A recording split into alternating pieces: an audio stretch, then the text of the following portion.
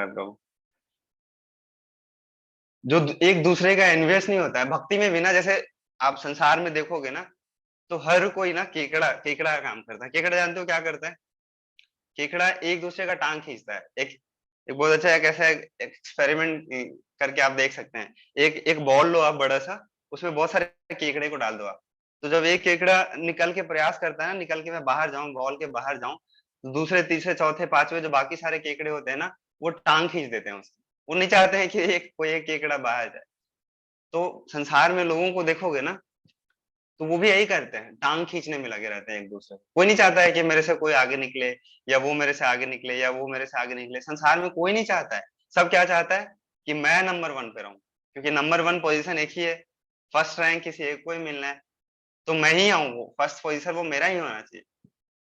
लेकिन जैसे कि मैंने कई बार ये चीज कहा है यहाँ पे, क्या कि भक्ति में ऐसा नहीं है फर्स्ट सेकंड थर्ड, ये पोजीशन भक्ति में नहीं होता है। हम भक्ति के लिए हम तैयारी कर रहे हैं अगर, तो हम सबके लिए स्थान है भगवान के धाम में। ऐसा कंपटीशन नहीं है कि इतने सारे लोग हैं तो या तो अभय प्रभु जाएंगे तो पुनीत प्रभु छूट जाएंगी, मैं जाऊंगा तो प्रज्ञा माता जी छूट जाएंगे। ऐसा नहीं है। अगर हम सब लोग अच्छे तरीके से हम अगर तैयारी करते हैं ना भगवान के पास जाने के लिए, तो हम सब साथ में भगवान के पास जा सकते हैं। तो यही जो चीज है ना, इसको ग्लोरीफाई करे कुंती महारानी, क्या कि ईर्ष्या नहीं करना है।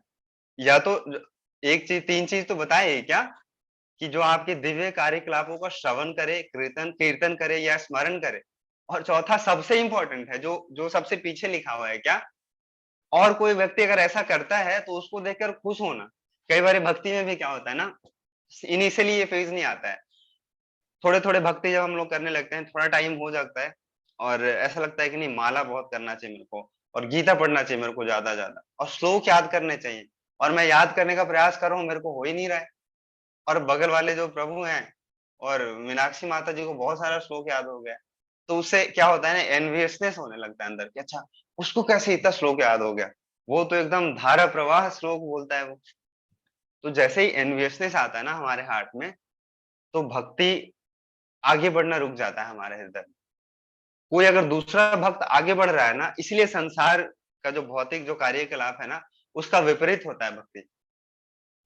बाहर ऐसा हो सकता है कि कोई टांग खींच के आगे बढ़ जाए, लेकिन भक्ति में ऐसा नहीं, हो ही नहीं सकता कभी कि कोई किसी का टांग खींच के आगे बढ़ जाए, या किसी को दूसरों को देख के कोई अगर भक्ति में आगे बढ़ रहा है, और अगर आप खुश नहीं हो रहे हो, तो भी भगवान आपसे खुश नहीं होंगे। कोई अगर कोई एक व्यक्ति भक्ति में बहुत आगे बढ़ रहा है ना, तो उसको देख के बहुत प्रसन्न होना चाहिए, बहुत प्रसन्न होना चाहिए। इसलिए हम लोग क्या करते हैं, देखा होगा आप लोगों ने कि जब किसी का जब बर्थडे आता है, किसी का कुछ ऐसा कुछ शुभ दिन आता है ना, तो बाहर में क्या करते हैं, हॉस्टल्स में क्या करते हैं, रात को बेल्ट निकालते हैं, चल आजा तुम्हारा बर्थडे पार्टी मनाते हैं।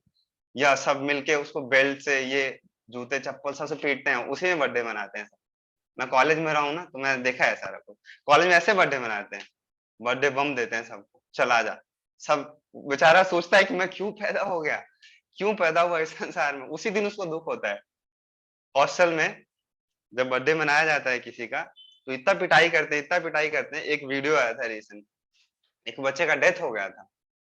तो ऐसे ऐसे बाहर के लोग इस तरीके से मनाते हैं। लेकिन भक्ति में अगर आप देखो, तो लोग क्या करते हैं, भक्त लोग क्या करते हैं, जब किसी का जन्मदिन होता है या किसी का और कुछ शुभ दिन होता है ना, तो उसको उसके जो अच्छी चीज है ना, उसको ग्लोरीफाई करते हैं, गुणों का गुणगान करते हैं। आपने देखा होगा कभी कभी ग्रुप्स में ऐसे विजय प्रभु ये सब कभी कभी लिखते हैं किसी भक्तों के बारे में जिनका बर्थडे आता है, जन्मदिन है उसका, कुछ शुभ दिन है, तो उसके बारे में कुछ अच्छा बोलना चाहिए। पिटाई करके क्या मिलेगा उसको, उस व्यक्ति को लगेगा उस दिन की एक चीज के लिए तो अच्छा, उसको रियलाइज होगा कि संसार में मैं क्यों आ गया। लेकिन उस सेंस में नहीं होगा। तो भक्त लोग इस तरीके से बर्थडे मनाते हैं, कुछ अच्छा करते हैं तो उनको धन्यवाद किया जाता है। जैसे अभी एकादशी था ना, कुछ कुछ 3-4 दिन पहले, तो भक्तों ने बहुत बहुत माला किया, बहुत जप किया सब भक्तों ने यहाँ पे। तो उसके लिए भी धन्यवाद करते हैं आप सब लोगों का। लेकिन एक चीज और है यहाँ पे, क्या कि जब जैसे धीरे धीरे भक्ति में हम आगे बढ़ते हैं, तो इन सब चीजों का भी ध्यान रखना चाहिए। पहले क्या बताया जाता है, आप लोगों को यही बोला जाता था पहले, क्या कि माला करिए और गीता पढ़िए। कितना माला करना है प्रभु जी? तो ठीक है, आप आपके पास जितना समय है उतना करिए। आपके पास 2 माले का समय है, 2 माला करो। आपके पास 4 माला करने का समय है, आप 4 माला करो। 8 माला करने का समय है आपके पास, 8 माला करो। भक्तों ने बहुत माला किया है यहाँ पे इस बारी ग्रुप में। लेकिन जब माला करते हैं ना, तो कुछ चीज़ों का हमें हमेशा ध्यान रखना चाहिए। क्या? कि जो मैं माला कर रहा हूँ, वो संख्या खाली गिनती के लिए हो रहा है कि क्वालिटी भी अच्छा हो रहा है माला का? मतलब जो मैं करेक्टली प्रोनाउंस कर पा रहा हूँ कि नहीं कर पा रहा हूँ, उसको अच्छे से सुन पा रहा हूँ कि नहीं सुन पा रहा हूँ। माला करने में 16 माला करने में कितना समय लगता है? कौन बताएँगे यहाँ पे? हरे कृष्ण बाबू जी। हाँ, 2 अ, घंटा ना? प्रभु जी 2 से ढाई घंटा प्रभु जी 16 माला करने में। अगर एक माला प्रभु जी अगर 10 मिनट में भी लगाते हैं हाँ, तो ढाई घंटा प्रभु जी आराम से जाएगा। नहीं, अगर आप अच्छे से करोगे ना ध्यानपूर्वक, तो 2 घंटा में 1 माला 16 माला हो जाता है। 16 माला तो हो ऐसा, जाता है। हाँ, ऐसा हम लोगों को सोचना चाहिए। अच्छा, मैंने इतना माला किया तो ऐसा तो नहीं है कि मैं, कई बारी भक्त लोग ऐसे माला करते हैं, मैंने देखा है, ऐसे माला हाथ में लेंगे, ऐसे लेंगे हाथ में माला, और हरे कृष्णा कृष्णा कृष्णा हरे हरे राम राम राम हरे हरे, ऐसे माला उनका नीचे जाता जाता है, नीचे जाता जाता है। एक बार बोलेंगे हरे कृष्ण महामंत्र, और 4-5 ये जो मोतियां है ना, वो नीचे चला जाता है। ये हाथ ऐसे ऐसे चलता रहता है, ऐसे हरे कृष्णा कृष्णा कृष्णा हरे हरे, उनका 3-4 मिनट में माला हो जाता है। तो ये जप अच्छे से जप नहीं कर रहे हो आप। भगवान भी सोचेंगे, अरे तुमको बोला था कि अच्छे से माला करो, क्या कर रहे हो तुम यार, अच्छे से माला तो कर लो, 2 ही माला कर रहे हो, उसको अच्छे से करो ना। और इसलिए मैं कह रहा हूँ कि जब आप लोग सिंसियर हो गए हो, भक्ति में थोड़ा सा आगे बढ़ रहे हैं आप सब लोग, तो इन सब चीजों का ध्यान देना चाहिए। ये अगर अच्छे से नहीं करोगे, जप नहीं करेंगे अच्छे से, तो भक्ति में जो प्रोग्रेस होता है, वो थोड़ा स्लो हो जाता है हमारा, ना। तो इन सब चीजों का भी हमको ध्यान रखना चाहिए। ठीक है, आगे आगे पढ़ते हैं हम लोग।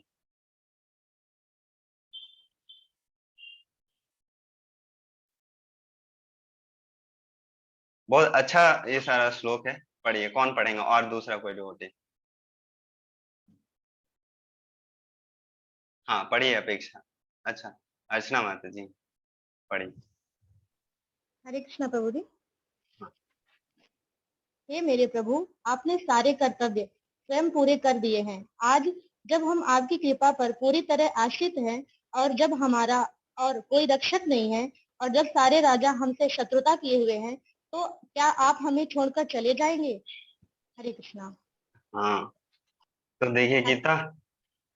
हाँ, ये जो प्रार्थना है ना, इसमें एक चीज दिख रहा है, अगर आप लोग थोड़ा अच्छे से ध्यान पूर्वक सुन रहे होंगे ना, तो मैंने स्टार्टिंग में ही बोला था क्या, जो कुंती महारानी का जो यहाँ पे भाव है ना, वो भाव कैसे एक भक्त भगवान के प्रति जो शरणागत होता है, और वो उसके एक एक जो एक्शन डीलिंग्स, जो उसका जो कॉन्वर्सेशन हो, तुम्हें दिखता है कि कैसे। नहीं तो बाहर में संसार में लोग यही सोचते हैं कि नहीं, मैं तो देख लूंगा, मैं कर लूंगा, जरूरत नहीं है मेरे को किसी का। ऑल तो देखो, अब सिचुएशन ऐसा है कि ये राजा बन चुके हैं, जो पांडव लोग हैं। कुंती महारानी अभी अभी एक राज्य घराने की वो माँ है, युधिष्ठिर महाराज राजा बन चुके हैं हस्तिनापुर के वहां पे, और उनकी माँ है। और इस समय ऐसा वो प्रार्थना कर रही है क्या, कि भगवान जब मेरे पास पूरा दुख था, पूरा सारा कष्ट में थे हम, सारा जो इतना सारा कुछ में हम थे, तब आप मेरे साथ थे। अब जब सब कुछ आप राजा भी बना दिए हो, अब जो युधिष्ठिर महाराज है, उनके जो बड़े पुत्र हैं, उनको राज सिंहासन का तिलक भी कर दिया गया है। और इसके चलते इतना कुछ करने के बजाय, जो सारे जो जो लोग थे आसपास के, जो साम्राज्य था, सबसे दुश्मनी हो गया उनका। तो आप ऐसे समय में जब चले जाओगे तो हमारा क्या होगा? कैसे छोड़ के जा सकते हो ना? कई बारी भक्त लोग बताते हैं क्या, भक्ति में ना भगवान से कुछ नहीं मांगना चाहिए, कुछ नहीं मांगना चाहिए, कि भगवान के पास जाओ। जनरली शुद्ध भक्ति का यही लक्षण होता है क्या, कि हमको भगवान से कुछ नहीं मांगना चाहिए। लेकिन अगर आपको कुछ मांगना भी है, तो आप किसके पास जाओगे? भगवान के पास ही जाएंगे ना हम। तो ऐसा नहीं है, ऐसे आगे पढ़ेंगे ना, तो एक प्रार्थना आता है, उसमें बताते हैं क्या, कि जो भक्त लोगों को अगर कुछ मांगना भी है, अगर ऐसा लग रहा है कि नहीं, अगर मैं नहीं मांगू, मेरे को मांगना ही है, तो भगवान से जाके मांग सकते हो। जैसे मान लो कि मेरे को प्रोटेक्शन मांगना है भगवान से। अब मेरे को ऐसा लग रहा है कि मेरे पास कुछ संकट आने वाला है, तो क्यों नहीं मैं भगवान से प्रोटेक्शन मांगूंगा? किसके पास जाएंगे भगवान? भक्त लोग भगवान के पास ही जाएंगे। तो ऐसा ऐसा कभी सोचना नहीं चाहिए क्या, कि नहीं, मेरे को कुछ मांगना ही नहीं है भगवान से। ऐसा नहीं मांगना है क्या, कि अपने इंद्रिय तृप्ति, इंद्रिय भोग के लिए ऐसा जो जुगाड़ नहीं मांगना भगवान से, कि भगवान मेरे को ऐसा कुछ दिला दो कि मैं हमेशा एकदम हमेशा खुश रहूं, एकदम हमारा इंद्रिय तृप्ति एकदम चरम चरम सीमा पे चलता रहे। ये सब कुछ हमको नहीं मांगना चाहिए भगवान से। लेकिन ऐसा क्यों नहीं मांग सकते हम भगवान से जाके, कि भगवान आप मेरे लिए वही करिए जो मेरे लिए अच्छा हो भगवान। भगवान आप मेरी भक्ति को बचा लीजिए भगवान। भगवान आप जो कुछ मांग सकते हैं हम लोग भगवान से। भक्त लोग भगवान के पास जाते हैं और इस भाव से भी जाते हैं ना, तो स्वीकार करते हैं। इस भाव में नहीं जाना चाहिए क्या, खाली हम मांग, जब कुछ कम पड़ रहा है तो हम भगवान के पास जाएं, और जब सब कुछ ठीक हो जाता है तो फिर हम भगवान को भूल जाते हैं। तो कुंती महारानी इसी का उदाहरण है यहाँ पे, क्या दुख में भी सुख में भी। ऐसे बाहर में प्रार्थना क्या क्या करते हैं लोग, सुख संपत्ति घर आवे कष्ट मिटे तन का, सुना है ना आप लोग, सब लोगों ने, सुख संपत्ति घर आवे कष्ट मिटे तन का, ऐसे गाते हैं लोग। लेकिन कुंती महारानी क्या बोल रही है, सुख आ चुका है तब बोल रही है भगवान तब आइए आप, तब क्यों छोड़ के जा रहे हैं, जब दुख था तब तो ठीक है। सुख में भी और दुख में भी जब भगवान को वो याद करता है ना, तो वो होता है भक्त। भक्त वो नहीं है कि खाली जब दुख आए तब भगवान के पास जा रहा है, हालांकि उसको भी भगवान स्वीकार करते हैं। भगवत गीता में बताया गया है क्या, कि चार चार तरीके के लोग ही भगवान के पास आते हैं, अर्थ अर्थार्थ जिज्ञासु ज्ञानी, चार तरीके के लोग। या तो जो लोग परेशान हैं, या तो लोग जो जो जिनको धन चाहिए, या तो वो लोग जिनको जिज्ञासा है। तो ऐसे तीन चार तरीके के लोग भगवान के पास आते हैं, उसको भी भगवान ने स्वीकार किया है। लेकिन उत्तम ये होता है क्या, कुंती महारानी यहाँ पे सर्वश्रेष्ठ उदाहरण है। सुख में भी और दुख में भी कैसे भगवान को याद किया जा सकता है, और कैसे हम भगवान को, ये ऐसा नहीं आर्टिफिशियल नहीं है कुंती महारानी के लिए, हमको ऐसे प्रार्थना करना है, ठीक है। हम कई बार भूल जाते हैं, हम ऐसा होता है कि थोड़ा सा हम लोग भगवान को याद कर पाते हैं, लेकिन वो भी ठीक है। ग्रेजुअली धीरे धीरे धीरे धीरे करके हम लोग आगे ऐसे प्रोग्रेस करेंगे। ऐसे कॉपी नहीं करना है, कॉपी कर भी नहीं पाएंगे हम लोग। ऐसा हो ही नहीं सकता है कि हम चौबीसों घंटे हम भगवान के उसमें हम लगे रहेंगे, ऐसा नहीं होगा अभी इस स्टेज पे। धीरे धीरे ऐसा तो जरूर हुआ है कि पहले हम बिल्कुल भी नहीं याद करते थे, अब थोड़ा बहुत याद कर रहे हैं। एटलीस्ट जितनी देर जप करते हो आप, हरे कृष्ण महामंत्र का जप करते हो, उतनी देर तो याद करते हो आप। जितनी देर क्लास में आते हो उतना देर तो याद कर पाते हो भगवान को। ग्रुप पे किसी का मैसेज आ जाता है तब तो याद कर पाते हो भगवान को। तो आसपास जो हमारा जो सराउंडिंग है, जो हमारा कितने लोग से, कैसे कैसे लोग से जब हम घिरे हुए हैं, वो डिपेंड करता है हमारा क्या जो एटमॉस्फेयर है। और भक्त लोगों से, भगवान से जितना ज्यादा हमारा कनेक्शन होगा जिस भी तरीके से, उतना हम भगवान को स्मरण रख पाएंगे। तो यही ये चीज हम लोग समझ सकते हैं, ये किस तरीके से कुंती महारानी जो है वो एक तरीके से ऐसे ना डिपेंडेंसी शो करे भगवान के ऊपर। जरूरत नहीं है, अगर वो नहीं भी प्रार्थना करती अभी, तो अभी खुश थी, है कि नहीं। आप लोग सोच के देख सकते हैं ऐसे कि उनके पास साम्राज्य आ चुका है, अब क्या दिक्कत है उनको, कोई दिक्कत नहीं। लेकिन फिर भी इस समय में भी वो भगवान को याद कर रहे हैं। देखिए तात्पर्य बहुत अच्छा लिखा है, पांडव अत्यंत भाग्यशाली थे, क्यों, क्योंकि सौभाग्यवश वे भगवान की कृपा पर पूरी तरह आश्रित थे। ये आश्रित शब्द ना बहुत इंपॉर्टेंट होता है। भौतिक जगत में किसी के दया पर आश्रित होना घोर दुर्भाग्य का चिन्ह होता है। ये बहुत क्या है ना, कि संसार में आप किसी के ऊपर डिपेंडेंट नहीं रह सकते।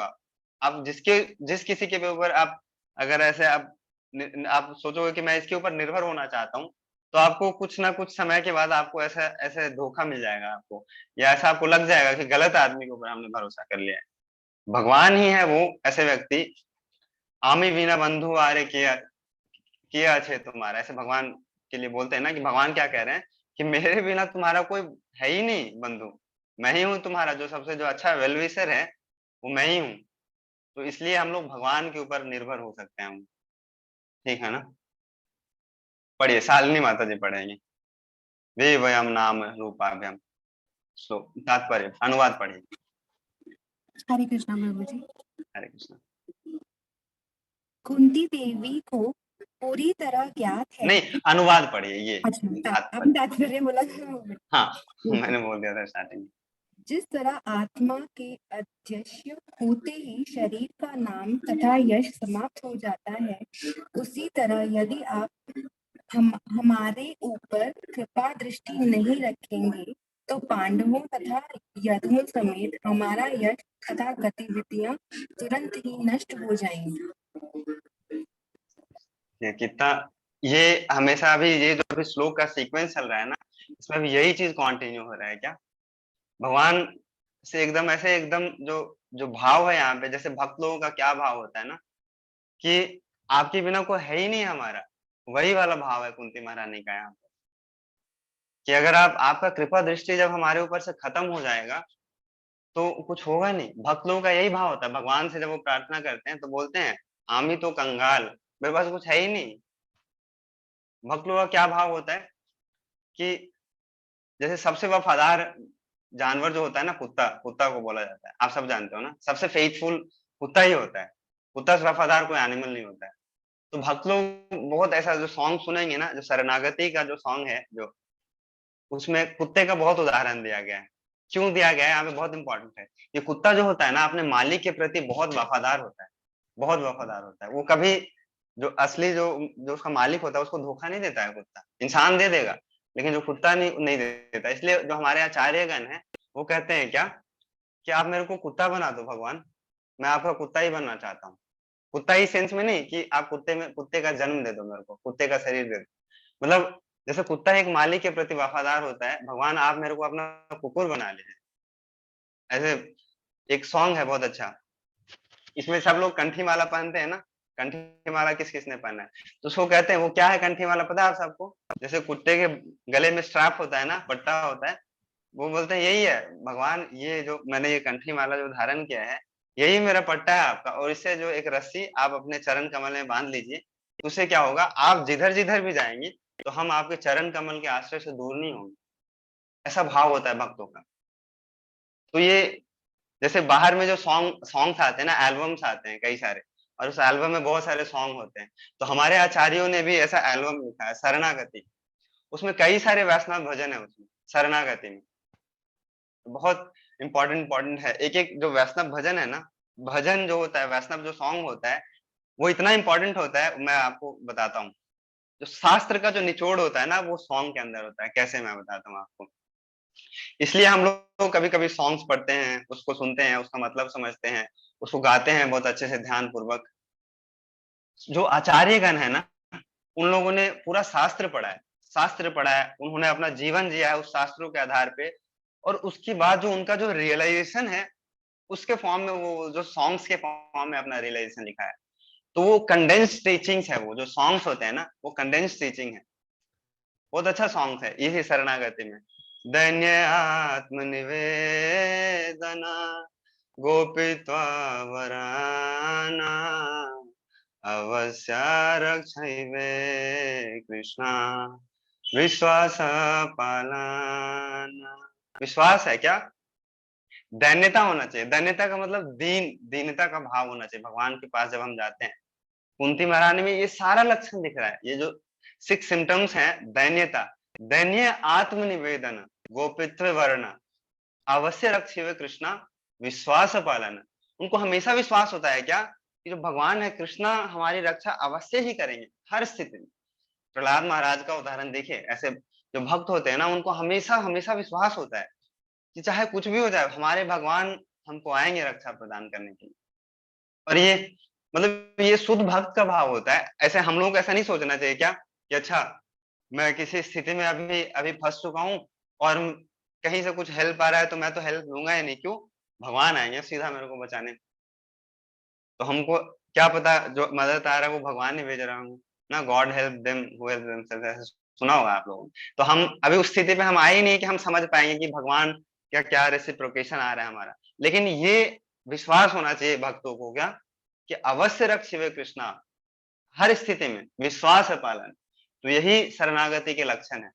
और हम लोगों ने जब शरणागति का जो अध्याय पढ़ा था, तो उसमें जो ये हरि भक्ति विलास में एक श्लोक भी आता है बहुत अच्छा। इसको संस्कृत में ऐसे है, अनुकूल से संकल्प। जो 6 सिम्टम्स है, क्या क्या वो 6 जो जो सिम्टम्स हैं, जिससे पता चलता है कि हम भगवान के प्रति अपना शरणागति बढ़ा पा रहे हैं या नहीं बढ़ा पा रहे हैं। अनुकूल से संकल्प, प्रतिकूल से वर्जनम, रक्षयाति इति विश्वासो, गोपित्व वर्णम तथा आत्मनिक्षेप कर्पण्यो सद्विधि शरणम गति। मतलब ये जो 6 विधि है, यही सेम चीज है जो सॉन्ग मैंने गाया, वो सेम है। उसको सॉन्ग के रूप में लिखा हुआ है, दैन्य आत्मनिवेदन गोपित्व वर्ण अवश्य रक्षिवे कृष्णा विश्वास पालन। ऐसा विश्वास होना चाहिए भक्तों का। और ये विश्वास होना चाहिए, 6 सिम्टम्स है। और ये भाव भी होना चाहिए क्या, जो मैंने कुत्ते का उदाहरण दिया, कुकुर। हाँ, भक्त लोग गाते हैं जो भगवान का दास दास। भगवान क्या कहते हैं, ये आप सब लोगों को मैं बता रहा हूँ क्या, सब लोग स्टार्टिंग में क्या सोचते हैं, मेरे को भगवान का भक्त बनना है, भगवान का बहुत अच्छा भक्त बनना है मेरे को। लेकिन इस रेस में फिर लग जाते हैं सब, क्या फिर भगवान का मेरे को बहुत अच्छा भक्त बनना है, और जो मंजिल होता है वो उस चीज को भूल जाते हैं। फिर क्या होता है, सवास भक्ति चलने लगता है। सवास भक्ति समझते हैं आप सब लोग? सवास भक्ति, जब तक आपको सवासी मिलता रहेगा ना, पीठ पे ऐसे थपथपाते हैं, वाह वाह प्रभु आपने बहुत अच्छा माला किया है, आप बहुत अच्छा साधना करते हो, आपने नोट्स बहुत अच्छा बनाया है। जब तक प्रभु जी का शाबाशी मिल रहा है ऐसे कंधे पे ऐसे ऐसे, तब तक हम भक्ति करेंगे। और जैसे ही प्रभु जी का थैंक यू मैसेज बंद हो गया, और जैसे ही प्रभु जी ने बोलना बंद कर दिया, आपने तो बहुत अच्छा माला किया है, बहुत अच्छा जप किया है, आप तो हर रोज क्लास में आते हो, तो फिर भक्ति भक्ति भी हमारा बंद हो जाता है। तो सबास भक्ति, सबास वाला भक्ति नहीं करना है हम ना। जैसे सेल्फ इंस्पिरेशनल होना चाहिए, जो इंस्पिरेशन मिलता ही है हमको भक्तों के संग में आके, लेकिन ये इस भाव से नहीं करना चाहिए क्या कि नहीं अभी तो ग्रुप में 50 लोग हैं और मैं लिख के डालूंगा यहाँ पे क्या कि मैंने इतना माला किया है और मैंने तो बहुत अच्छा नोट्स बनाया। ऑल्दो करना है ये सारा कुछ, करना है सब कुछ, जप भी करना है अच्छे से, माला भी करना है, लेकिन इस भाव से नहीं कि मेरे को बहुत अप्रिसिएशन मिलेगा यहाँ, इस भाव से नहीं। और भाव क्या होना चाहिए, भक्तों का ये भाव होना चाहिए। मैं बता रहा था भगवान क्या बोलते हैं कि मेरा वो भक्त नहीं है जो ये कहता है कि मैं भगवान का भक्त हूँ। बहुत जरूरी है सारा कुछ समझना हम लोगों को इनिशियली यही बताया जाता है कि हमको भगवान का भक्त बनना है, लेकिन भगवान ही क्या कहते हैं, भगवान क्या कहते हैं कि मेरा वो भक्त नहीं है जो ये कहता है कि मैं भगवान का भक्त हूँ, मेरा वो भक्त है जो कहता है मेरे भक्तों के भक्त हूँ। भगवान का भक्ति भक्ति करना ही है हम सबको, लेकिन भगवान के जो भक्त हैं उनके अनुगत्य में रह के करना है। ऐसा नहीं हुआ कि हम डायरेक्टली भगवान को अप्रोच कर लेंगे हम ना, गुरु का कोई जरूरत नहीं है, मेरे को वैष्णव का कोई जरूरत नहीं है, मैं सीधा जाऊंगा मंदिर और सीधा भगवान से बात करेंगे हम सीधा, शास्त्रों को कोई जरूरत नहीं है। नहीं, ऐसा नहीं चलता है भक्ति। भगवान खुद कहते हैं क्या, श्री चैतन्य महाप्रभु जब आए तो क्या कहते हैं, गोपी भरतु पद कमलु दास दास है अनुदास। जो गोपियां के बारे में बता रहे हैं कि गोपियां भगवान के बहुत अच्छे भक्त हैं, और जो उनके दास्य हैं, उनके जो दास्य हैं, उनका जो भी कोई दास्य होगा उनका ही सेवा करना चाहता हूँ। भगवान का सेवा करना तो बहुत बहुत बड़ा बात है। भगवान के भक्तों का ही सेवा मिल जाए हमको, वहीं से भक्ति शुरू होता है और उसे ही भगवान स्वीकार करते हैं।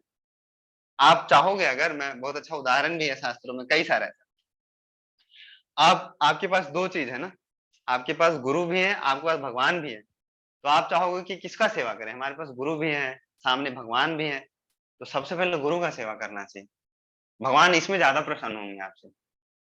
भगवान को जब आप प्रसन्न करना चाहोगे डायरेक्टली, तो भगवान उतना प्रसन्न नहीं होंगे जितना आप भगवान के भक्तों को सेवा करके प्रसन्न करना चाहते हैं। तो ये भाव होना चाहिए। सॉन्ग है ना, वैष्णव ठाकुर आमी तोमारा कुकुर, ओहे वैष्णव ठाकुर आमी तोमारा कुकुर, मतलब हे वैष्णव ठाकुर, मैं आपका कुत्ता बनना चाहता हूँ, मैं आपका कुकुर बनना चाहता हूँ। आज कुत्ता बहुत फेमस हो जाएगा आज की क्लास में, ये उसका भाव हम सबको ग्रहण करना है। नहीं, कुत्ता का चेतना नहीं लेना है हमको, लेकिन कुत्ता का जो भाव होता है अपने मालिक के प्रति, हमको भी उसी तरीके का अपने जो मालिक, हमारे जो भगवान है, हमारे जो गुरु हैं, हमारे जो वैष्णव होते हैं, उनके प्रति ऐसा भाव होना चाहिए। बहुत सुंदर जो सॉन्ग्स, इतने सारे सॉन्ग हैं हमारे पास ना कि गाएंगे अगर, बहुत सुंदर सुंदर भजन है उसमें। सब जो ये शरणागति का जो लक्षण है ना, ये सारा उसमें एकदम जिस तरीके से कहते हैं ना, कूट कूट के भरा हुआ है उन सब में। मन तो करता है कभी कभी गाऊं, लेकिन हमारे पास यहाँ टाइम ही नहीं होता है। इतना टाइम है कि अगर हम एक सॉन्ग गाएंगे या तो 7-8 श्लोक हम पढ़ सकते हैं। तो कभी क्लास करेंगे उसमें वैष्णव जो सॉन्ग्स हैं उसके ऊपर हम लोग चर्चा करेंगे अच्छे तरीके से। बहुत अच्छे अच्छे सॉन्ग्स हैं शरणागति के ऊपर। ओहे वैष्णव ठाकुर दया रसागर एदा से करुणा करी, मतलब यहाँ पे दैन्यता का भाव है कि वैष्णव ठाकुर आप दया के सागर हैं, इस दास पे करुणा करिए ना। और बोलते हैं लास्ट में क्या, आमी तो कंगाल कृष्णा कृष्णा बोली ढाई तब पाछे पाछे, मैं मेरे पास कुछ है ही नहीं, मैं निर्धन हूँ, मेरे पास कोई भक्ति नहीं है। भगवान भगवान के भक्तों को बोल रहे हैं ऐसे कि प्रभु हे वैष्णव ठाकुर, मैं तो बहुत कंगाल हूँ। कंगाल किसको बोलते हैं, कंगाल उसके बोलते हैं जिसके पास कुछ है ही नहीं। तो मैं, मेरे पास बिल्कुल ही भक्ति नहीं है, मैं मतलब आध्यात्मिक रूप तरीके से मैं बिल्कुल कंगाल हूँ, मेरे पास कोई भक्ति नहीं है। तो आप मेरे मेरे ऊपर दया करिए कृष्णा कृष्णा बोल के, ताकि मैं भी भक्ति कर सकता हूँ, करूँ, ऐसे कर पाऊँ। तो ऐसा भाव होना चाहिए भक्तों का। कुंती महारानी का एग्जैक्टली यही भाव है। तो हम लोग, ऐसे आशा है कि हम लोग कुंती महारानी का जो ये प्रार्थना है, इसे थोड़ा बहुत भी अगर हम लोग अपने जीवन में उतार पाएंगे ना, तो बहुत बहुत परिवर्तन हो जाएगा हमारा जीवन में, जिस तरीके से उनका प्रार्थना है। पढ़िए, और कौन पढ़ेंगे? अजीत प्रभु पढ़िए। हरे कृष्ण प्रभु जी। हाँ पढ़िए। हरे कृष्ण। हे गदाधर कृष्ण, इस समय हमारे राज्य में आपके चरण चिन्हों की छाप पड़ी हुई है और आपके चरण यह सुंदर लगता है, लेकिन आपके चले जाने पर यह ऐसा नहीं रह जाएगा। हाँ, मतलब ऐसा क्या है ना, आप यहाँ पे एक चीज और सीखने का है क्या, जो भगवान के जो चरण चिन्ह होते हैं ना, उसमें कई सारे निशान होते हैं। भगवान के चरण चिन्ह में, राधा रानी के चरण चिन्ह में, बलराम जी के जो चरण कमल होते हैं उसमें चिन्ह होते हैं ऐसे कई सारे। तो कुंती महारानी क्या कह रही है कि जो ब्रज में भगवान जब घूमते थे, जब गाय चराने जाते थे, तो धूल रहता है ना। संध्या समय में अगर आप देखोगे तो ब्रज में क्या होता है, गाय चराने जाते हैं, और नंद महाराज के पास बहुत गाय है, 9 लाख, ऐसे ऐसे सुनने में आता है, पढ़ने में, कि 9 लाख गाय हैं। और सारे गाय को वो चराने के लिए लेके जाते हैं। और जब गाय चलती है तो खुर, जो गाय का खुर होता है ना, जो उसका जो नीचे का, उससे क्या होता है, जो मिट्टी होता है ना, वो धूल में परिवर्तन हो जाता है, और धूल उड़ता है, और उस पे भगवान जब चलते हैं, जो सॉफ्ट जब धूल हो जाता है, तो भगवान के जो चरण कमल में जो निशान है ना, वो धरती के ऊपर ऐसे छप जाता है। और जहां जहां भगवान ब्रज में घूमते हैं ना, जहां जहां भी घूमते हैं, तो वो सारा निशान इधर उधर देखने को मिलता है, सारा भगवान के जो चरण कमल में। और जब ब्रजवासियों लोग जब उसको देखते हैं ना, तो बहुत बहुत हर्षित होते हैं, वो जो चिन्ह का निशान देखे। जैसे घर में क्या होता है ना, जो छोटा बच्चा होता है, ऐसे छोटा बच्चा होता है, जब चलता है इधर उधर, तो उसके पैरों के निशान बहुत इधर उधर पड़ जाते हैं। तो जो माता होती है ना, माता को बहुत आनंद आता है, उसको देख के ही पता चल जाता है, अच्छा इधर भाग गया, अभी इधर इधर का निशान, तो अभी इधर गया होगा, इधर का निशान, अच्छा इधर भाग रहा होगा। तो उसी तरीके से ब्रज में भी जब ऐसे बहुत सारा ऐसे है, पास्टय में लीला है, जब माखन, जो जो वो आ, कौन सा लीला हुआ था, दामोदर लीला हुआ था, जो भगवान ने मटकी फोड़ा था, तो जो माखन से जब पैर लग जाता है ना भगवान का, तो ऐसे ही उनके, भगवान के पैरों के निशान ऐसे ऐसे ऐसे छप जाते हैं। तो यशोदा माता को ऐसे ही पता चलता है, अच्छा इधर से वो निशान पड़ता हुआ जा रहा है, तो यशोदा माता उसी को फॉलो करते हुए जाते हैं उधर। तो कुंती महाराज यही कह रहे हैं क्या, कि जो जो सारा जो धूल है यहाँ पे, जो सारा जमीन है ब्रज का यहाँ पे, सब में आपके चरणों के निशान पड़े हुए हैं। और आपके चरणों में जो निशान है, जैसे उनके चरण में निशान होते हैं कई सारे, यहाँ पे लिखा है, वो देख के बहुत हर्ष होता है सबको। और जब आप यहाँ से चले जाएंगे तो वो सब कुछ देखने को ही नहीं मिलेगा हम सबको। देखिए यहाँ पे लिखा हुआ है, भगवान के चरण तलवे में क्या क्या होता है, ध्वजा होता है, व्रज होता है, अंकुश होता है, छत्र, कमल, चक्र आदि चिन्ह ऐसे बने रहते हैं। तो यहाँ पे एक चीज और है क्या, भगवान जब भी आते हैं ना, तो भगवान के चरण कमल, चाहे कोई भी अवतार में आते हैं, तो उनके चरण कमल में ऐसे निशान होते हैं। तो जो बोगस, जो भगवान अपने आप को बताते हैं, बोगस लोग ऐसे, कि मैं भगवान हूँ, मैं भगवान का अवतार हूँ, तो ऐसे हम लोग, ये एक पैरामीटर ये भी है, बहुत सारे ऐसे पैरामीटर है कि हम जान सकते हैं कि भगवान सच में ये भगवान है कि नहीं। पराशर मुनि ने बताया था कि 6 ऐश्वर्य बताया था, कई बार हम लोगों ने चर्चा किया हुआ है कि ये 6 ऐश्वर्य होने चाहिए, सबसे ज्यादा धनवान, सबसे सुंदर, सबसे बलवान, क्या बोलते हैं, बलवान। तो ये जो 6 ऐश्वर्य होंगे वही हो सकते हैं भगवान। ऐसा नहीं है कि अगर सबसे धनी हो सकता है संसार में, लेकिन वो सुंदर नहीं होगा, वो सबसे बुद्धिमान नहीं होगा, सबसे बलवान नहीं होगा। जब सब, सारा ऐश्वर्य जब एक जगह आता है ना, तो जहां पे आता है वो भगवान ही होते हैं, भगवान के पास ही ऐसा होता है।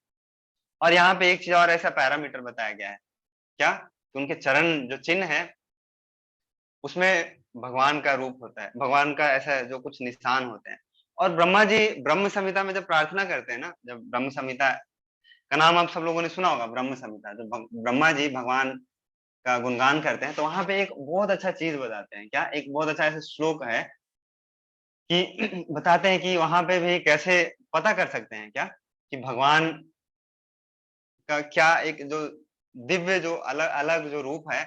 बहुत अच्छा श्लोक है, अंगानि यस्य सकलेन्द्रिय वृत्ति मंत्री पश्यन्ति पंति कलयन्ति चिरं जगन्ति आनंद चिन्मय सदुज्ज्वल विग्रहस्य गोविंदमादि पुरुषं तमहं भजामि। श्लोक का मतलब शायद आप लोगों को समझ नहीं आया होगा, तो इसका मतलब मैं बताता हूँ। इसका मतलब ये है, मैं नटसेल में बता रहा हूँ कि भगवान के जो सारे इंद्रियां है ना, हम अपने आंखों से क्या कर सकते हैं? पुनीत प्रभु बताएंगे, हम अपने आंखों से क्या कर सकते हैं? देख सकते हैं। बस देख सकते हैं, और कुछ कर सकते हैं? नहीं कर सकते। खा सकते हैं हम अपने आंखों से? नहीं। सुन सकते हैं? हम नहीं सुन सकते। कान से हम खाली सुन सकते हैं, हम कान से देख नहीं सकते, कान से खा नहीं सकते। लेकिन भगवान की जो इंद्रियां है ना, सकलेंद्रिया वृत्ति मंती पश्यंति पंती कलयंती चिरम जगंती। भगवान की जो एक एक इंद्रियां है ना, वो बाकी सारे इंद्रियां के भी काम कर सकते हैं। तो इसलिए इसलिए कई सारे लोगों को ना ऐसा डाउट होता है क्या, कि जब हम भगवान को भोग लगाते हैं प्रभु जी, तो भगवान खाते हैं? भगवान खाते हैं क्या? भगवान तो नहीं खाते हैं। तो भगवान अपनी दृष्टि से, अपने अपने जो उनके नेत्र है ना, उससे ही भगवान खा लेते हैं। भगवान एक इंद्रिय है, भगवान के जो एक इंद्रिया है ना, उसे बाकी सारे इंद्रिया का कार्य कर सकते हैं भगवान। तो भगवान को जब हम भोग लगाते हैं, तो भगवान ने उस पर अगर दृष्टिपात कर लिया, तो भगवान ने खा लिया, वो भोग लग गया, फिर वो प्रसाद हो गया। नहीं तो ऐसे तो हम सोच सकते हैं कि भगवान तो शुद्ध भक्तों के ही हाथ से खाते हैं, तो हम जब भगवान को भोग लगाते हैं तो भगवान तो खाते नहीं होंगे। तो पता नहीं ये प्रसाद है, ये प्रसाद नहीं है, कि हम तो ऐसे ही भगवान के पास रख रहे हैं और फिर ले आके हम खा लेते हैं। नहीं, वो उसको ऐसे विश्वास होना चाहिए हमसे, वो क्या, कि वो प्रसाद है, भगवान ने खाया है। भगवान का जो एक इंद्रिय है, वो बाकी सारे इंद्रिय का भी काम कर रहा है। सकलेंद्रिय, सकल मतलब क्या, सकलेंद्रिय वृत्ति मन। तो कभी हम लोग, बहुत चीज है पढ़ने का, बहुत चीज है समझने का, बहुत चीज है ऐसे। जब हम लोग पढ़ेंगे, हमारे पास समय कम है, लेकिन हमारे पास शास्त्र इतने सारे हैं, इतने सारे चीज है पढ़ने के लिए, सुनने के लिए, समझने के लिए, कि आप सबका ऐसे एक जीवन हमारा कम पड़ जाएगा। लेकिन जो इंपॉर्टेंट चीज है हमारे पास, एटलीस्ट भगवत गीता, श्रीमद् भागवतम, उसको हम पढ़े, उसको अपने जीवन में उतारे, तो वही जो हमारा जीवन है उसका प्रकाष्ठा होगा, है कि नहीं? तो आगे भी पढ़ते हैं थोड़ा सा, नहीं तो फिर मैं इसी में रह जाऊंगा, ज्यादा गहराई में चले जाएंगे अगर हम। तो आगे पढ़िए, और दूसरे डिवोटी को पढ़ेंगे, और जो दूसरे ग्रुप से आए हैं उनको आप पढ़िए। प्रज्ञा माता जी, आप पढ़िए।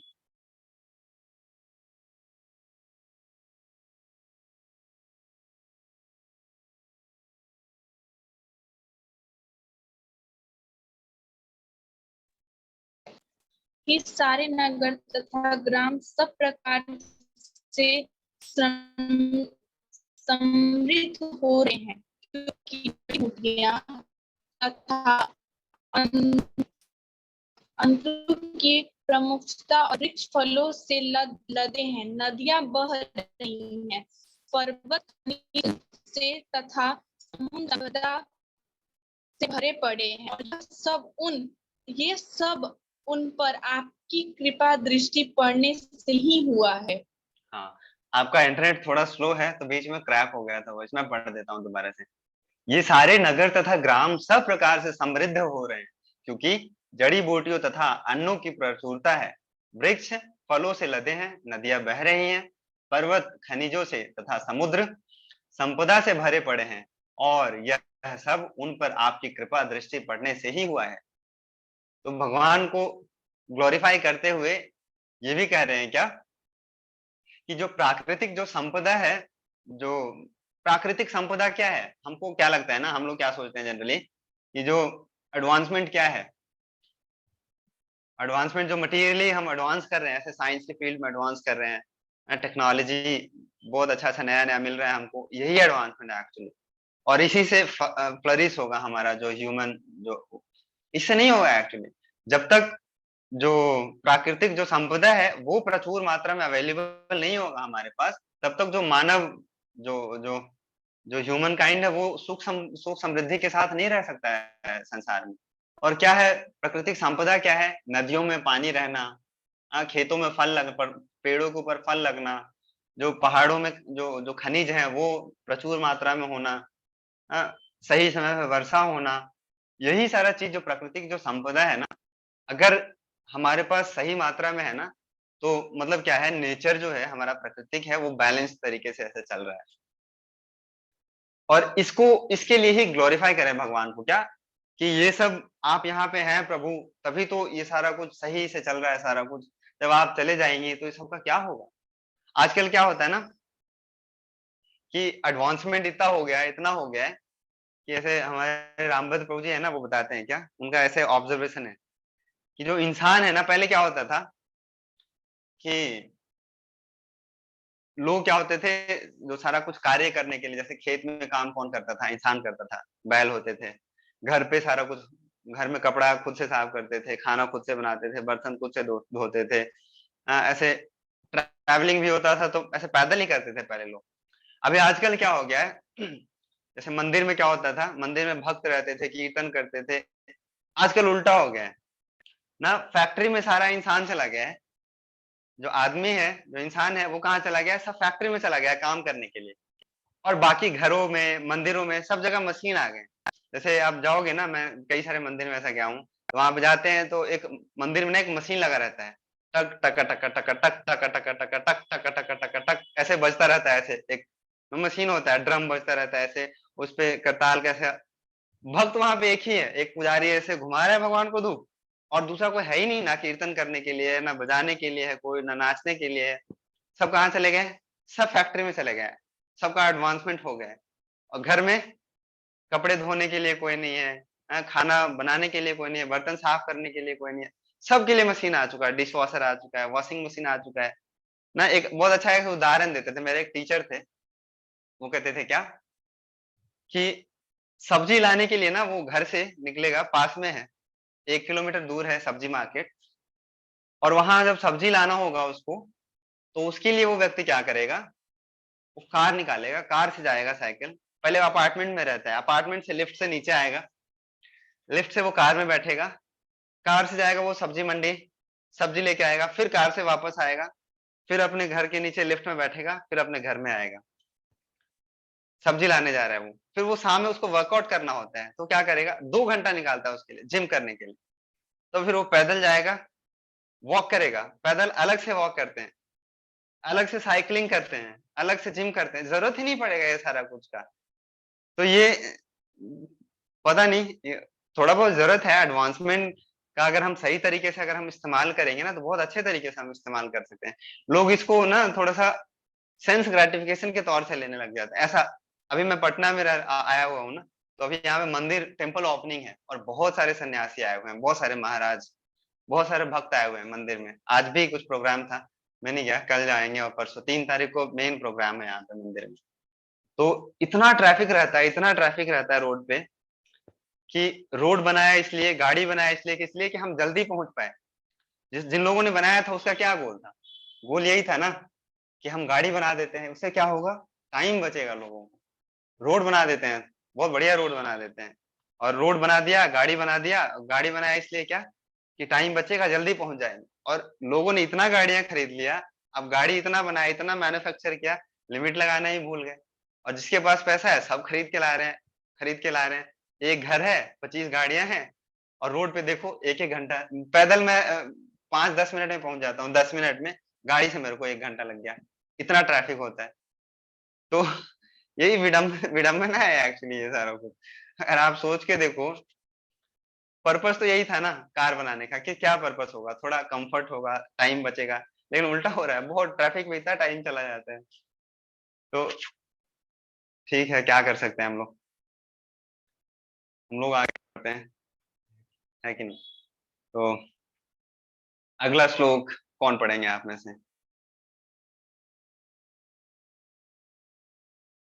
एक श्लोक मेरे को लगता है मैंने आगे गायब कर दिया है। हाँ, अब है प्रभु, आप पढ़िए।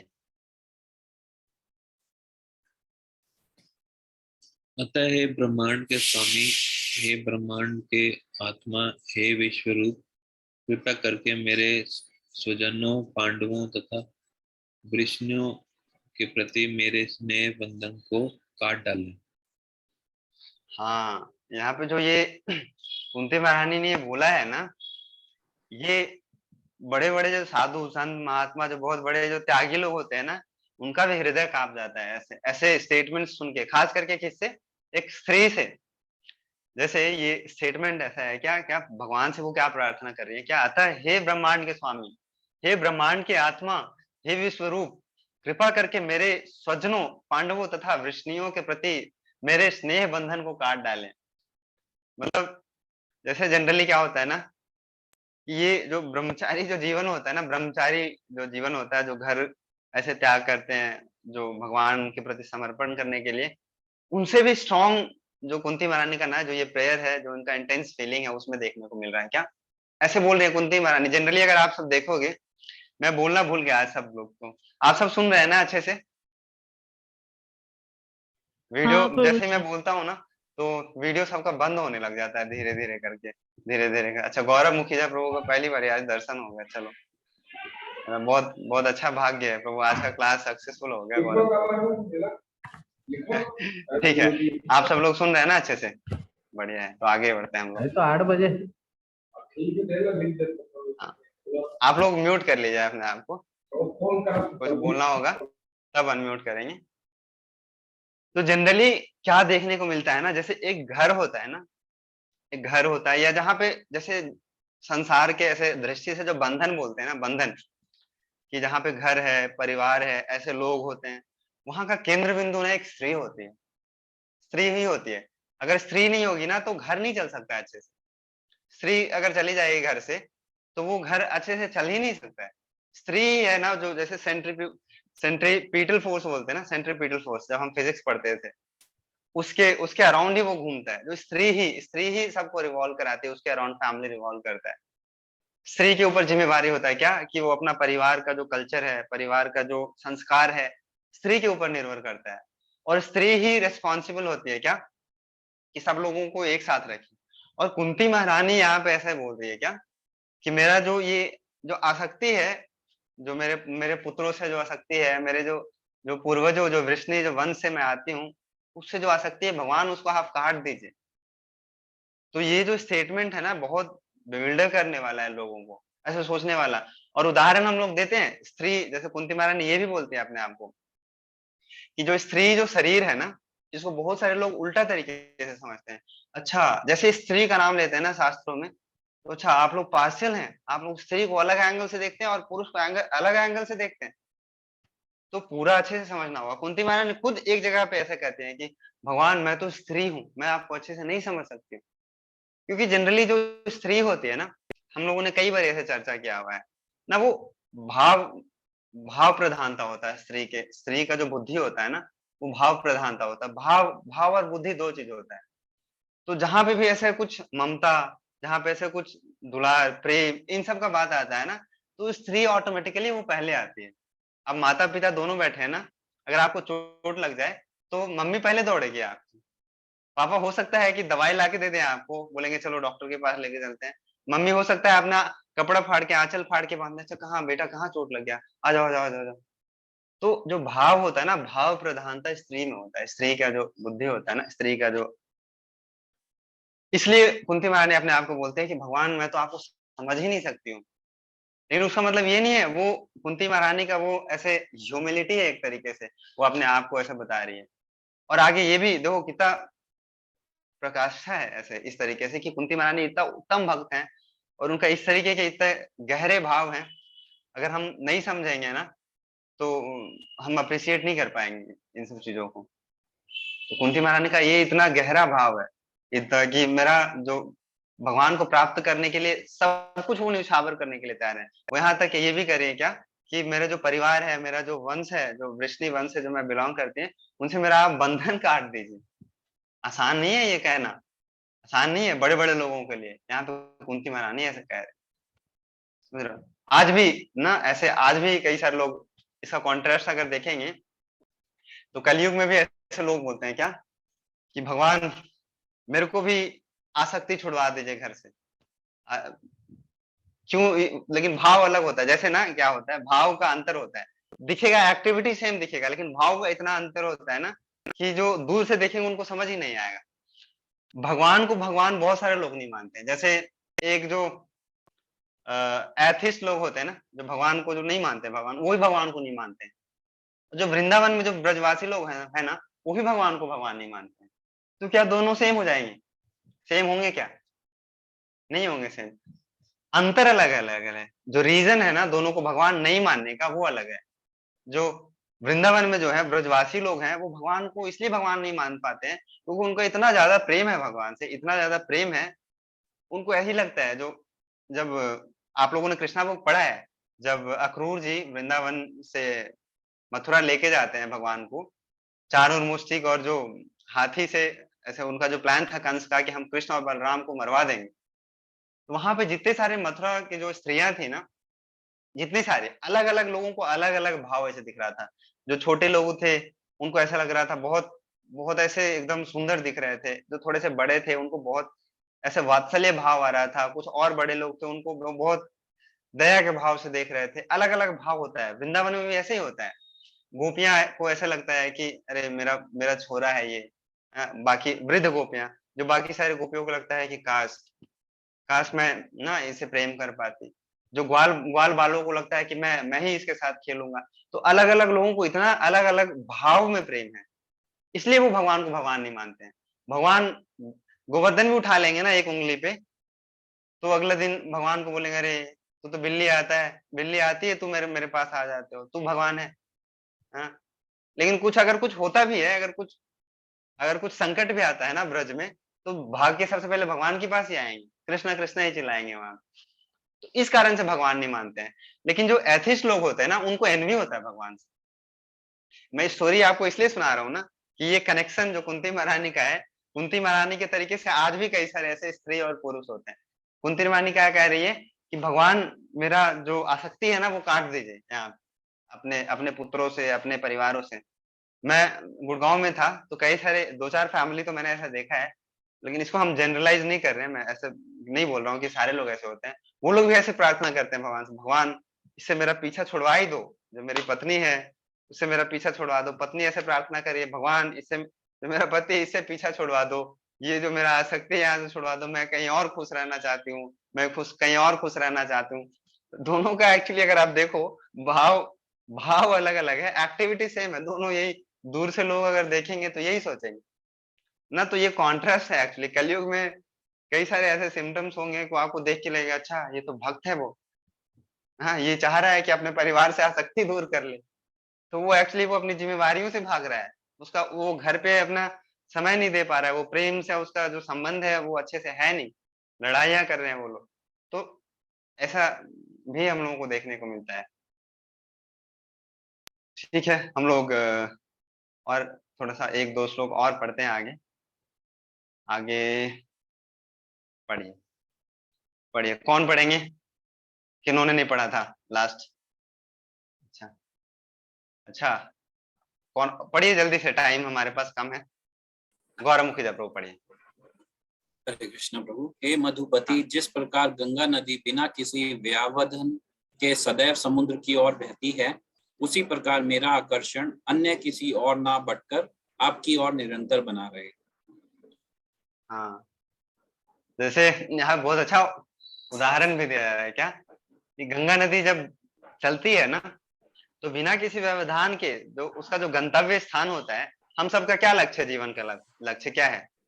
जीवन का लक्ष्य यही है, मतलब होना भी यही चाहिए क्या, कि जो भगवान भगवान का जो प्रेम है एक दिन हमको वो प्राप्त हो।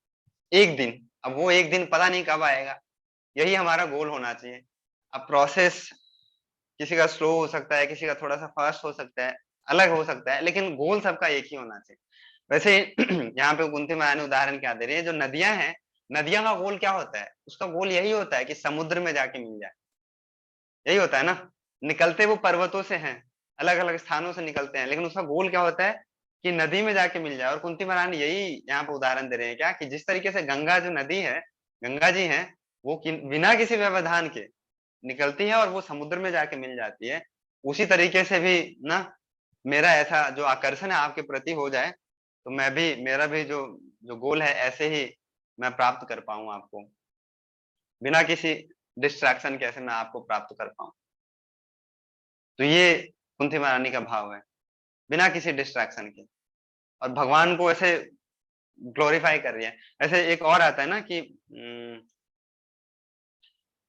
एक ऐसे एक कविता पढ़ा था मैंने स्कूल में, मेरे को याद नहीं है कविता, तो उसमें ऐसे ही बताते हैं। और एक और जगह मैं पढ़ रहा था, भगवत गीता में ऐसे उदाहरण दिया हुआ था कि हम लोग जैसे अलग अलग नदियों से अपने आप को कंपेयर कर सकते हैं। अलग अलग, कोई छोटी नदी है, कोई बड़ी नदी है, कोई नदियों में से कोई नदी निकल रही है। तो हो सकता है ऐसा कि कोई नदी पहले मिल जाती है जाके, कोई बाद में मिलती है, कोई फेल हो जाते हैं, लेकिन सक्सेस वही उसी का है, उसी नदी का है। वो जाके किसी न किसी तरीके से दूसरे नदी में भी मिले तो उसका भी जल समुद्र में जाके मिल जाता है। तो ऐसे उदाहरण आता है, बहुत अच्छा उदाहरण आता है। तो हम लोगों को भी यही प्रयास करना चाहिए क्या, बिना किसी डिस्ट्रैक्शन के, बिना किसी, भगवान को हम ऐसे प्राप्त कर पाएँ। और वो कब प्राप्त कर पाएँगे? ऐसे भगवान को बिना डिस्ट्रैक्शन से ऐसे कैसे हम करें कि हमारा जो आकर्षण है, वो भगवान को हम प्राप्त कर पाएँ ऐसे बिना बिना किसी डिस्ट्रैक्शन के। तो जो ये विधि है ना, इसी को हमको अच्छे से पालन करना है। कुछ ऐसा है ही नहीं भक्ति में कि कुछ मतलब ऐसा बताया जाएगा कि कुछ नया चीज़ रिवील करेंगे यहाँ। नहीं, यही नवदा भक्ति है, यही भगवत गीता हमारे पास है, यही हरे कृष्ण महामंत्र है। बस जो जो विधि है ना, जो प्रोसेस है, उसको अच्छे से पालन करना है। और प्रोसेस क्या है? प्रोसेस यही है कि हमको अपने ईमानदारी से जो जो गुरु का जो निर्देश है, जो शास्त्रों का जो कथन है, जो शास्त्रों में जो उपदेश दिए हुए हैं भगवान ने, उसको ईमानदारी से पालन करना है। और जो जो हमारे गुरु हैं, जो हमारे गाइड हैं, उनको अच्छे से बताना है कि क्या जो मेरे जीवन में, प्रैक्टिकल जीवन में क्या व्यवधान है ऐसा। भक्ति में कुछ कुछ भी थोड़ा-सा ऐसा आता है ना, तो बताना चाहिए तुम्हें कि क्या संकट आ रहा है। अगर आप डॉक्टर के पास जाते हो, खाली आप चले गए डॉक्टर के पास, चले गए और बैठ गए जाके कि बोल दिए कि मैं बीमार हूँ, मेरा इलाज कर दो, और बता ही नहीं रहे हो आप कि क्या है बीमारी, तो ठीक हो पाओगे? कुछ तो ऐसे होते हैं सिम्पटम्स ऐसे, कि डॉक्टर को देख के ही पता चल जाएगा। ऐसे उसको दिखेगा कि ना पीला-पीला पड़ा हुआ है शरीर, तो डॉक्टर को पता चल जाएगा क्या, मोटा-मोटा कि अच्छा थोड़ा बहुत जॉन्डिस हो सकता है। और कुछ बताओगे नहीं कि यहाँ पे पेन है, यहाँ पे भी पेन है, हैं? सुबह बुखार आता है, शाम को नहीं आता है, खाने के बाद ना ऐसे कुछ सिम्पटम्स जब तक आप बताओगे नहीं, तो कैसे डॉक्टर अच्छे तरीके से आपका इलाज कर पाएगा? वैसे ही है भक्ति में, जो जैसे अड़चने हैं कई सारे, अड़चने आते हैं, तो जब तक आप शेयर नहीं करोगे, जब तक आप बताओगे नहीं अच्छे तरीके से, तो ऐसे बोला जाता है क्या कि गुरु जो होते हैं, गुरु सब कुछ देख पाते हैं। लेकिन फिर भी देख पाते हैं गुरु, लेकिन जब तक गुरु के पास आप नहीं अप्रोच करोगे ना, तो गुरु आपको नहीं अप्रोच करेंगे ऐसे। आपका भाव ये होना चाहिए कि मेरे को गुरु के पास जाना है, मेरे को अपना जो समस्या है वो बताना है। गुरु को पता चल जाता है सब कुछ। भगवान बताते हैं क्या कि आने का जरूरत नहीं है उसको। गुरु गुरु जो है, गुरु के हृदय में भगवान होते हैं, तो पता चल जाता है ऐसे। और कहीं न कहीं हमको ही पता रहता है, लेकिन हमको ऐसे रिवील करना चाहिए, बताना चाहिए अपने आप, है कि नहीं? तो ये थोड़ा-सा और हम लोग पढ़ते हैं आज। एक 1-2 श्लोक और पढ़ेंगे, फिर हम लोग क्वेश्चन आंसर करेंगे। पढ़िए आज, और कौन पढ़ेंगे? जो नए ग्रुप से आए हैं, मैं उनसे थोड़ा-सा हमारे ग्रुप वाले से तो हम बात करते ही रहते हैं। और कोई पढ़िए। अच्छा, सब हम्बल हो गए अभी। ये पढ़ने में हम्बल नहीं होना है, आप पढ़ सकते हो। ठीक है, अभय प्रभु आप पढ़िए। हे कृष्ण, हे अर्जुन के मित्र, हे ऋषि कुल के प्रमुख, आप उन समस्त राजनीतिक पक्षों के विध्वंसक हैं जो इस धरा पर उपद्रव फैलाने वाले हैं। आपका शौर्य कभी क्षीण नहीं होता। आप दिव्य धाम के स्वामी हैं। आप गायों, ब्राह्मणों तथा भक्तों के कष्टों को दूर करने के लिए अवतरित होते हैं। आप में सारी योग्य शक्तियां हैं और आप समस्त विश्व के उपदेशक गुरु हैं। आप सर्वशक्तिमान ईश्वर हैं। मैं आपको सादर प्रणाम करती हूँ। हाँ, यहाँ पे ना एक चीज अगर आप देखें, तो यहाँ पे आके ऐसा रिवील किया है कुंती महारानी ने क्या, कि आप सर्वशक्तिमान ईश्वर हैं। देखो, अगर आप देखो, अभी तक भगवान को ग्लोरीफाई कर रही थी कुंती महारानी, गुणगान कर रही थी। अब यहाँ क्या, यहाँ पर आके कुंती महारानी ये कह रही है क्या, कि आप सर्वशक्तिमान ईश्वर हैं, आप गौओं को रक्षा करने वाले हैं। ऐसे एक प्रार्थना आता है क्या, एक श्लोक आता है, जब भगवान को जब हम भोग लगाते हैं ना, तो एक मंत्र बोलते हैं क्या, नमो ब्रह्मन देवाय गो ब्रह्मन हिताय च जगद्धिताय कृष्णाय गोविंदाय नमो नमः। सुना है आप सब लोगों ने ये मंत्र? तो भगवान के लिए बोलते हैं क्या, नमो ब्राह्मण देवाय गो ब्राह्मण हिताय च। मतलब भगवान को बोलते हैं कि आप ब्राह्मणों को, गौओं को रक्षा प्रदान करने वाले हो। तो कई सारे लोग बोलते हैं अच्छा खाली इनको ही रक्षा प्रदान करना है, गायों को, गायों को ही या ब्राह्मणों को? तो आगे ये भी बोलते हैं जगत हिताय कृष्णाय गोविंदाय नमः नमः। पूरे जगत, जगत जो पूरा जगत है उसको उसको भगवान ऐसे शेल्टर प्रोवाइड करते हैं। ऐसे ऐसे भगवान को क्या करता हूँ, गोविंदाय नमो नमः, ऐसे गोविंद को मैं प्रणाम करता हूँ। तो जब हम भगवान को जब भोग लगाते हैं ना, भगवान को जब भोग लगाते हैं, अर्पण करते हैं, तो ये मंत्र हम पढ़ते हैं। अच्छा आप सब में से कितने भक्त अब भगवान को भोग लगा के खाते हैं? ऐसा गोल होना चाहिए हम सबका कि ना हम सब एक दिन ऐसे भगवान को भोग लगाएं, तब हम भगवान को वो खाएंगे तो वो प्रसाद होता है। तो सबका ऐसा गोल होना चाहिए। मंत्र याद है, नहीं याद है, तभी भगवान को भोग लगाना चाहिए।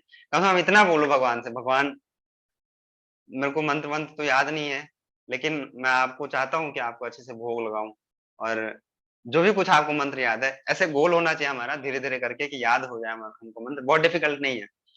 तो ऐसे कितना 2 श्लोक हैं ऐसे, नमो महावदन्याय कृष्ण प्रेम प्रदायते कृष्णाय कृष्ण चैतन्य नामने गौरते सम। ऐसे तो भगवान को मंत्र बोल के, भगवान को जो भोग अर्पण करके तब फिर हम खाएंगे तो वो प्रसाद होता है। तब उससे क्या होता है, भगवत गीता में भगवान बोलते हैं क्या, कि जब जब भगवान को जब अर्पण कर दिया आपने, तो उसमें कुछ कोई रिएक्शन रहता ही नहीं है, किसी तरीके का कोई पाप बचता ही नहीं है। फिर वो जब आप खाते हो तो वो आप उससे आपका जो जो चित्त होता है वो शुद्ध होता है, धीरे धीरे करके शुद्धिकरण होता है। ऐसा भाव होना चाहिए।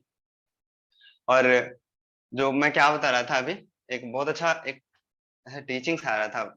मैं अभी ना एक रामानुजाचार्य का पुस्तक पढ़ रहा था, टीचिंग्स ऑफ लॉर्ड नहीं रामानुजाचार्य।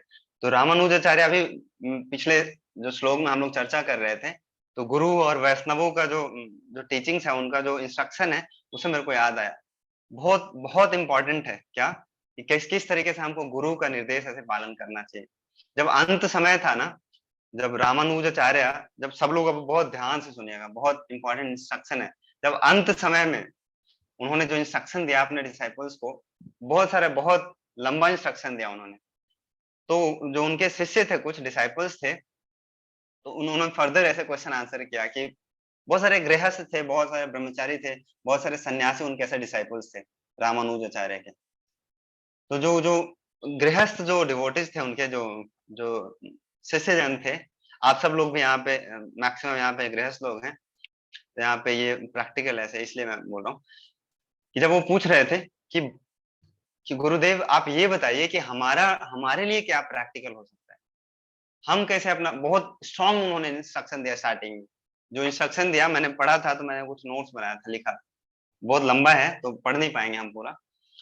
तो उन्होंने बताया कि देखो, ग्रेजुअल, जैसे भक्ति में हम लोग क्या बोलते हैं ना, कि हो सकता है कि जो टॉप मोस्ट चीज है उसको हम नहीं कर पा रहे हैं। टॉप मोस्ट क्या है, कि भगवान को हम पूरे तरीके से ऐसे हम शरणागत हो रहे हैं, उतना हम नहीं कर सकते ना। तो भगवान ने, रामानुजाचार्य ने बताया, स्टेप वाइज बताया कि अगर इतना करो, कम से कम इतना नहीं हो रहा है तो इतना करो, बहुत स्टेप वाइज बताया। तो सबसे पहले बताया क्या ना, कि जो श्रीभाष्य कमेंट्री लिखा है उन्होंने, जो अपना जो ग्रंथ लिखा है, जो रामानुजाचार्य ने कमेंट्री लिखा है भागवतम के ऊपर, श्रीभाष्य, जैसे श्रील प्रभुपाद जी ने हमारे लिए भागवतम के ऊपर ऐसे अनुवाद और तात्पर्य लिखा।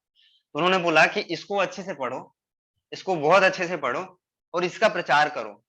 तो प्रचार करने के लिए सबको समय देना पड़ेगा ना, सबको समय देना पड़ेगा, लेकिन सबके पास समय है नहीं। गृहस्थ लोगों के पास समय जनरली कम होता है। तो अगर इतना नहीं कर सकते हो तो क्या करो, कुछ टीचिंग्स पढ़ो और थोड़ा बहुत प्रचार करो। अगर उतना भी नहीं कर सकते हो ना, तो क्या करो, धाम यात्रा जाओ, धाम यात्रा करो। धाम, जैसे हम लोग क्या करते हैं, अभी हम लोग रिसेंटली हम लोगों ने लास्ट मंथ में हम लोगों ने वृंदावन यात्रा का ऐसा किया था, हम लोगों ने प्लान। तो धाम जाओ, धाम में रहो, धाम में भगवान का सेवा करो। धाम तो जा सकते हैं कभी कभी, उतना भी अगर आपके पास समय नहीं होता है, तो आप क्या करो, एक बढ़िया, एक अच्छे से भक्त को ढूंढो और वो भक्त का सेवा करो। तो ऐसे स्टेप वाइज और कई कई सारे इंस्ट्रक्शन दिया है, तो ये प्रैक्टिकल है आप सब लोगों के लिए, मेरे को लगा आप लोगों के साथ शेयर करना चाहिए। तो मिनिमम तो इतना करना चाहिए। भक्तों का संग न ऐसा बताते हैं क्या कि भक्ति में अगर सब कुछ भी आपका अगर छूट जाता है, आप शास्त्र नहीं पढ़ पा रहे हो, आप जप नहीं कर पा रहे हो, आप अर्चा विग्रह नहीं कर पा रहे हो, भगवान को भोग नहीं लगा पा रहे हो, लेकिन अगर आप वैष्णवों के टच में हो, अगर भगवान के भक्तों से संपर्क में हो अगर आप, तो आपका फिर से संभव है सारा कुछ। बस खाली टच में रहना है आप भगवान के जो भक्त हैं ना, उनसे अगर आप आसक्ति बनाओगे, तो ग्रेजुअली धीरे-धीरे करके ऑटोमेटिकली वो आपको भगवान से आसक्ति में वो कन्वर्ट कर पाएँगे। क्यों? क्योंकि जो भगवान के भक्त होते हैं ना, उनके पास कुछ होता ही नहीं है। भगवान के अलावा भगवान के जो विषय वस्तु होता है, उसके अलावा भगवान के भक्तों के पास कुछ नहीं होता है, कुछ भी नहीं होता है प्रैक्टिकली। आप भगवान के पास जाओगे ना, भगवान के भक्तों के पास, तो बाहर के लोग बोर हो जाते हैं। अरे! कैसा नीरस व्यक्ति के पास आ गए हम। वो कुछ ना मूवी का बात करता है, ना वो ज़्यादा समाचार का बात करता है, ना वो पॉलिटिक्स का बात करता है, ना तो वो ऐसे कुछ पार्टी का बात करता है, ना कोई दूसरा सेंस एन्जॉयमेंट का बात करता है। ऐसे लोगों को बोर फील करने लगते हैं। लेकिन जो भक्त होते हैं ना, जब भक्त मिलते हैं आपस में, तो बहुत रिलीज़ करते हैं एक-दूसरे का। श्लोक सुना है ना? एक मेरे को याद है, मैं भूल रहा हूँ अभी श्लोक कि जब भक्त आपस में मिलते हैं एक-दूसरे से ना, तो बहुत बहुत आनंद आता है उन एक-दूसरे को ऐसे भक्तों को। एक एक कथा भी आता है क्या? मैंने सुनाया था लास्ट टाइम कि जब 2 भक्त मिलते हैं और 2 अभक्त मिलते हैं, तो कैसा होता है? कैसा विदुर विदुर जी का और उद्धव जी का ऐसे पास टाइम लेके बताया था हमने, जो श्लोक भी सुनाया था आप सब लोगों को बहुत अच्छा था ना? याद है? अहो वकीयम स्तन कालकूटम। कितने भगवान कितने दयालु हैं। आप लोगों को लास्ट क्लास में मैंने बताया था। और जब 2 अभक्त लोग मिलते हैं, तो उनका भी ऐसा कुछ चर्चा होता है। जैसे एक और मेरे को स्टोरी याद आ गया। एक भक्त और एक अभक्त जो होता है ना, कैसे होता है? भक्त हमेशा जो भक्त का भाव होता है ना, कुंती महारानी का जो यहाँ पे टीचिंग्स आ रहा है ना, इससे हम लोग ले पा रहे हैं, इन सब चीज़ों को रिकॉल कर पा रहे हैं। भक्त लोग हमेशा हम अपने आप को क्या होता है ना, एक विनम्र ऐसे स्थान में अपने आप को देखना पसंद करते हैं। कभी नहीं चाहते हैं कि उनको विख्यात विख्यात प्राप्त हो, उनको जन हो, धन हो। ऐसे जो भगवान श्री चैतन्य महाप्रभु ने जो श्लोक बोला है, "न धनम न जनम न सुंदरीम कविताम वा जगदीश काम"। भगवान के भक्त क्या बोलते हैं, भगवान का टीचिंग्स है कि मेरे को धन नहीं चाहिए, मेरे को जन नहीं चाहिए, मेरे को स्त्री नहीं चाहिए, मेरे को अनुयायी नहीं चाहिए, क्या चाहिए? जन्म ऐश्वर्य क्या चाहिए? भगवान की भक्ति चाहिए। एक बारी मेरे को स्टोरी आ गया, महाभारत से ही है कि युधिष्ठिर महाराज और दुर्योधन दोनों को ऐसा बोला गया, एक-एक चीज़ बोला गया। आप सब लोगों ने सुना ही होगा, लेकिन फिर भी रिकॉल करा देते हैं आप सबको। युधिष्ठिर महाराज को बोला गया कि आप अपने से अच्छा व्यक्ति ढूँढ के ले आओ। आप जाओ यहाँ से और पूरा जो जो यहाँ से आस-पास में भ्रमण करिए। आपको अपने से अच्छा व्यक्ति अगर कोई ढूँढता है तो लेके आइए। तो युधिष्ठिर महाराज खाली आ गए। जब वो आए तो बोले कि नहीं, युधिष्ठिर महाराज को उल्टा बोला गया। बोला गया कि आप अपने से खराब व्यक्ति को लेके आओ। तो युधिष्ठिर महाराज खाली आ गए। बोले कि मेरे से कोई खराब व्यक्ति है ही नहीं। और दुर्योधन को बोला गया कि अपने से अच्छा व्यक्ति को ढूँढ के लाओ। दुर्योधन भी खाली हाथ आ गया। वो आके क्या बोला कि मेरे से अच्छा कोई मिला ही नहीं। तो ये मैं इसलिए बता रहा हूँ आपको कि भक्त और जो अभक्त होते हैं ना, उनका क्या भाव में क्या अंतर होता है। भक्त को यही लगता है क्या, आमी तो अधम, और अभक्त को क्या लगता है, आमी तो उत्तम। भक्त लोग अधम भी उत्तम भी होते हैं ना, तो अपने आप को अधम मानते हैं। और भगवान श्री चैतन्य महाप्रभु ने बोला है क्या कि जो अपने आप को जो सबसे ज्यादा अधम मानता है ना, जो अपने आप को मानता है, कहने के लिए नहीं, कहने के लिए मैं बोल रहा हूँ कि प्रभु जी मैं तो बहुत बहुत बहुत पतित आदमी हूँ, बहुत मेरे में तो कोई गुण है ही नहीं, कहने के लिए कह रहा हूँ, लेकिन अंदर से तो लग रहा है नहीं, मैं तो कह रहा हूँ यहाँ पे, क्योंकि यहाँ पे इसी चीज को इज्जत दिया जाता है कि जो अपने आप को ऐसा बोलता है कि मैं बहुत पतित हूँ, ऐसा बोलूंगा तो इज्जत मिलेगा। तो यहाँ पे आते हैं तो प्रभु जी मैं तो बहुत पतित हूँ, और जैसे ही ये क्लास बंद हुआ, मैं सबसे उत्तम हूँ। भगवान चैतन्य महाप्रभु ने बोला है क्या कि जो अपने आप को पतित मानता है, जो सबसे आपको जितना पतित मानता है, उसको उतना ज्यादा कृपा मैं देता हूँ। हम लोगों को क्या करना है, बस अपने आप को पतित मानना है और सच में मानना है।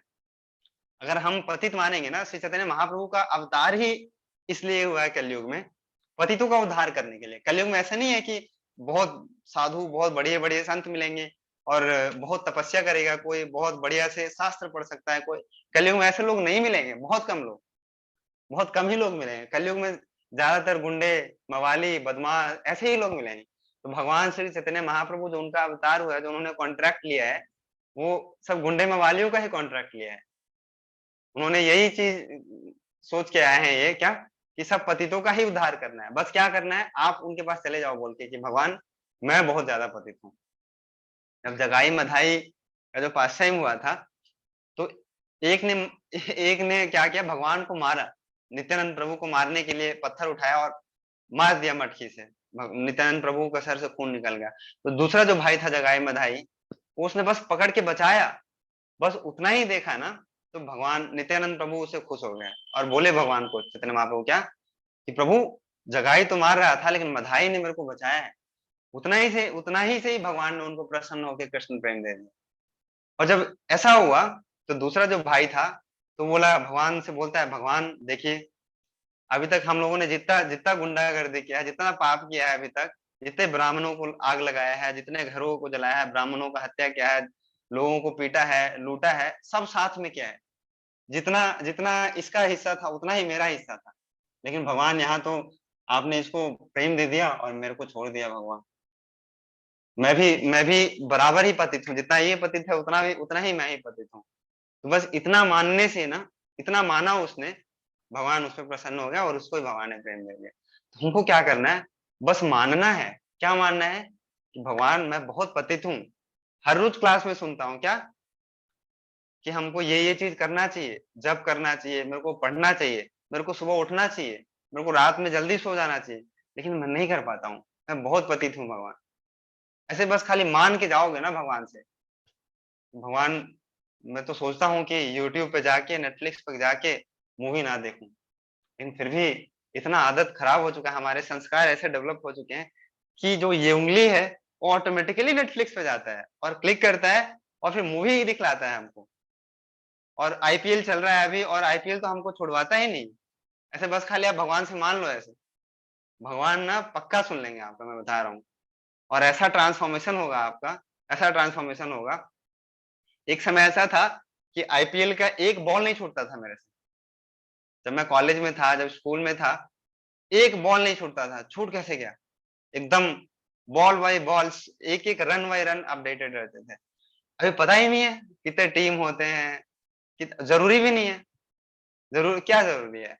आईपीएल एक्चुअली वो तो पैसे कमा के जा रहे हैं वो आपके आपका टाइम जा रहा है, आपका पैसा जा रहा है, आपका सब कुछ आपका जा रहा है, लेकिन आपको कोई फायदा नहीं है। आपका समय बर्बाद हो रहा है।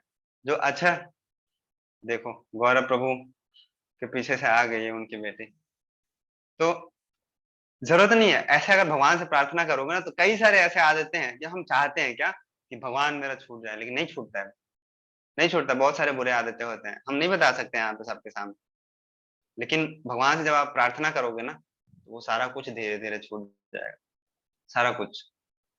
तो हम लोग यहीं पे क्लास को विराम करते हैं। और बहुत सारे भक्त यहाँ पे हैं, तो मैं उन लोगों से जानना चाहता हूँ। क्वेश्चन आंसर अभी हम लोग करेंगे, पूछेंगे एक दूसरे सबसे। तो बहुत सारे भक्तों से मैं जानना चाहता हूँ वो, क्योंकि ऐसा अच्छा रहता है कि सबको अगर जाने हम एक दूसरे को ना, तो अच्छा रहता है। यहाँ पे बहुत सारे और भी भक्त हैं, प्रज्ञा माता जी हैं, आप और प्रियंका माता जी हैं, और गैलेक्सी M01 को एक पता नहीं कौन है अच्छा होगा आप अपना नाम लेके आएंगे क्लास में। तो आप लोग, अपर्णा माता जी, आप सब लोग ग्रुप नंबर 4 से हैं क्या? सेवे गिरधारी प्रभु के ग्रुप से आप सब लोग?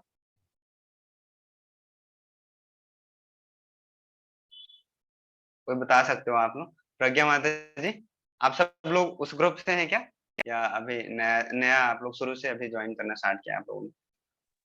जी अच्छा, अभी शुरू से ज्वाइन किया है कुछ समय से? जी, कल ही ज्वाइन करा है।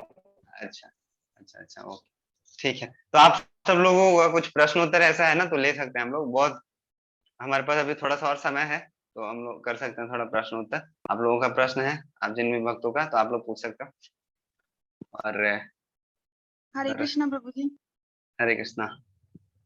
प्रभु जी, आज के लेक्चर में आपने ऐसे बोला था कि हमें गुरु को अप्रोच करना चाहिए, तो हम कैसे अप्रोच कर सकते हैं जाके? मतलब कि पर्सनली अगर पॉसिबल ना हो उनसे मिल पाना, तो हम कैसे कर पाए उनसे अप्रोच? देखिए, जैसे ना कई बारी ऐसा होता है कि जैसे अब गुरु गुरु के पास ज्यादा समय नहीं होता है कई बार, और गुरु के बहुत सारे शिष्य होते हैं। तो कुछ मॉनिटर्स होते हैं ना, कुछ जैसे कुछ फैसिलिटेट जो आपको करते हैं, जो आपको गाइड करते हैं भक्ति में डायरेक्टली आगे बढ़ने के लिए। आपको अगर लगता है उनके ऊपर फेथ होता है, तो आप उनसे भी शेयर कर सकते हो। समझ रहे हैं? जैसे यहाँ पे विजय प्रभु हैं, मैं हूँ, और भी डिवोटीज हैं, तो आपको ऐसा लगता है कि मैं उससे मेरे को शेयर करना चाहिए, तो आप कर सकते हो ऐसा। और बहुत सारे माता जी भी हैं, कुछ ऐसे प्रैक्टिकल ऐसे रहते हैं, तो माता जी हैं बहुत सारे डिवोटीज, तो आप बताएंगे तो हम माता जी से आपको कांटेक्ट कर देंगे, तो आप उनसे भी शेयर कर सकते हैं। तो हमारे पास ऑप्शन रहता है बहुत सारा कुछ, आपका बस ऐसा डिजायर होना चाहिए। थैंक यू प्रभु जी। ठीक है, और कोई डिवोटी हैं जिनका कुछ ऐसा प्रश्न है?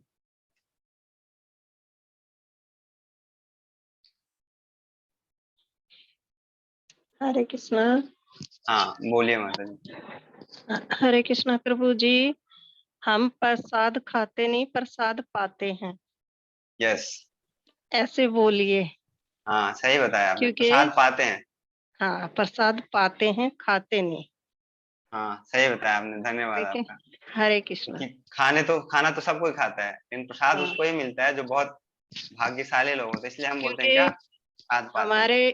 हमारे स्कूल में प्रसाद पाते हैं, खाते नहीं।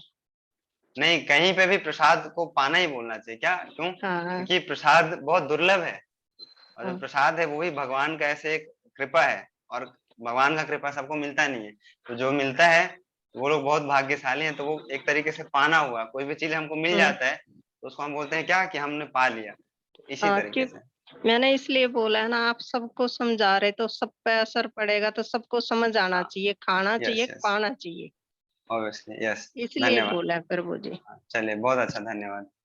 और कोई कोई भक्त या कोई जिज्ञासा है, कुछ प्रश्न है, कुछ टीका टिप्पणी भी है?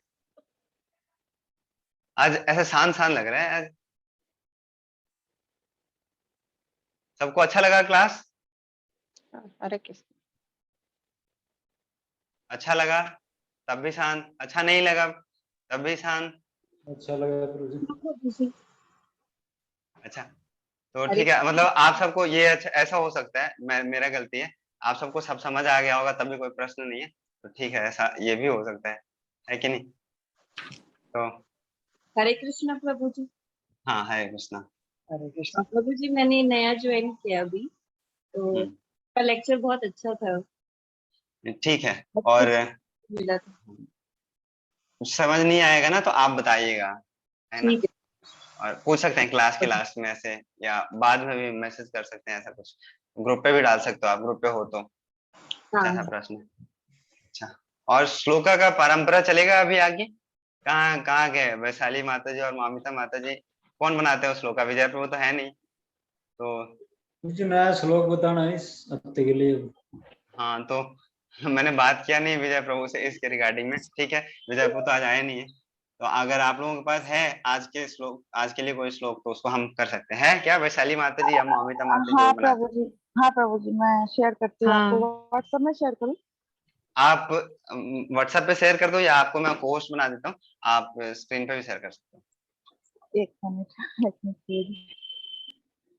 तो आप जो भक्त अभी श्लोक याद करना या सुनना उसको चाहते हैं, तो आप सब लोग रुक सकते हैं यहाँ पे, बाकी जा भी सकते हो। वैसे तो मेरे को नहीं बोलना चाहिए कि आप जा सकते हो, लेकिन सुन भी सकते हो। बहुत सारा चीज है पढ़ने के लिए, हम लोगों को कभी और टाइम निकाल के ना वैष्णव सॉन्ग ऐसा कुछ पढ़ेंगे हम, बहुत सारा कुछ है यहाँ पे। प्रभु जी वैष्णव सॉन्ग शेयर कर देना, आप पे रहते हैं जो सुनाया था अच्छे से। मैंने तो दो में से थोड़ा थोड़ा सुनाया है, मैं शेयर कर दूंगा। वैसे एक क्लास करेंगे कभी ना, तो उसमें बहुत आनंद आएगा आप सबको। हरे हाँ कृष्णा प्रभु जी, स्क्रीन हाँ दिख रहा है ना मेरा? हाँ, दिख रहा है। तो ये सेकंड चैप्टर का 63rd नंबर श्लोक है, इसके पहले एक और आता है 62 नंबर श्लोक का, तो आप में से किन्हीं को याद है वो श्लोक? याद है। याद है किन किन किन को याद है आप में से? अच्छा आजकल 2-3 भक्त मेरे को दिख नहीं रहे हैं, पता नहीं। चलो ठीक है, कोई बात नहीं। तो जो याद है आपको पिछला श्लोक 62 नंबर, बताइए, सुनाइए पिछला वाला श्लोक। हाथ उठा के, पहले हाथ उठाएंगे जिनको सुनाना है, फिर बताएंगे।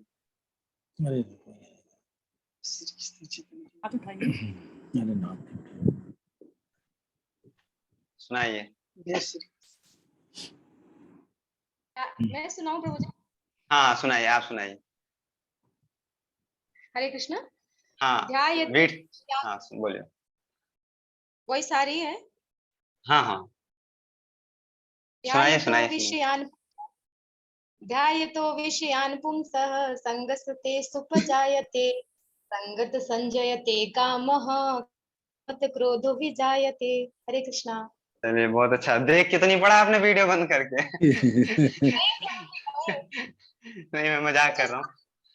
नहीं मैं सारे मजाक कर रहा स्लोगन हूँ। बहुत अच्छा, आपको याद है, मेरे को डाउट नहीं है, मैं ऐसे ही सबको जगाने के लिए बोल रहा था ऐसे।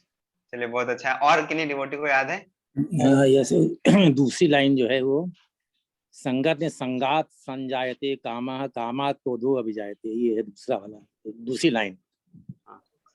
संगात है, संगात संजायते कामः कामात् क्रोधो अभिजायते। ठीक है।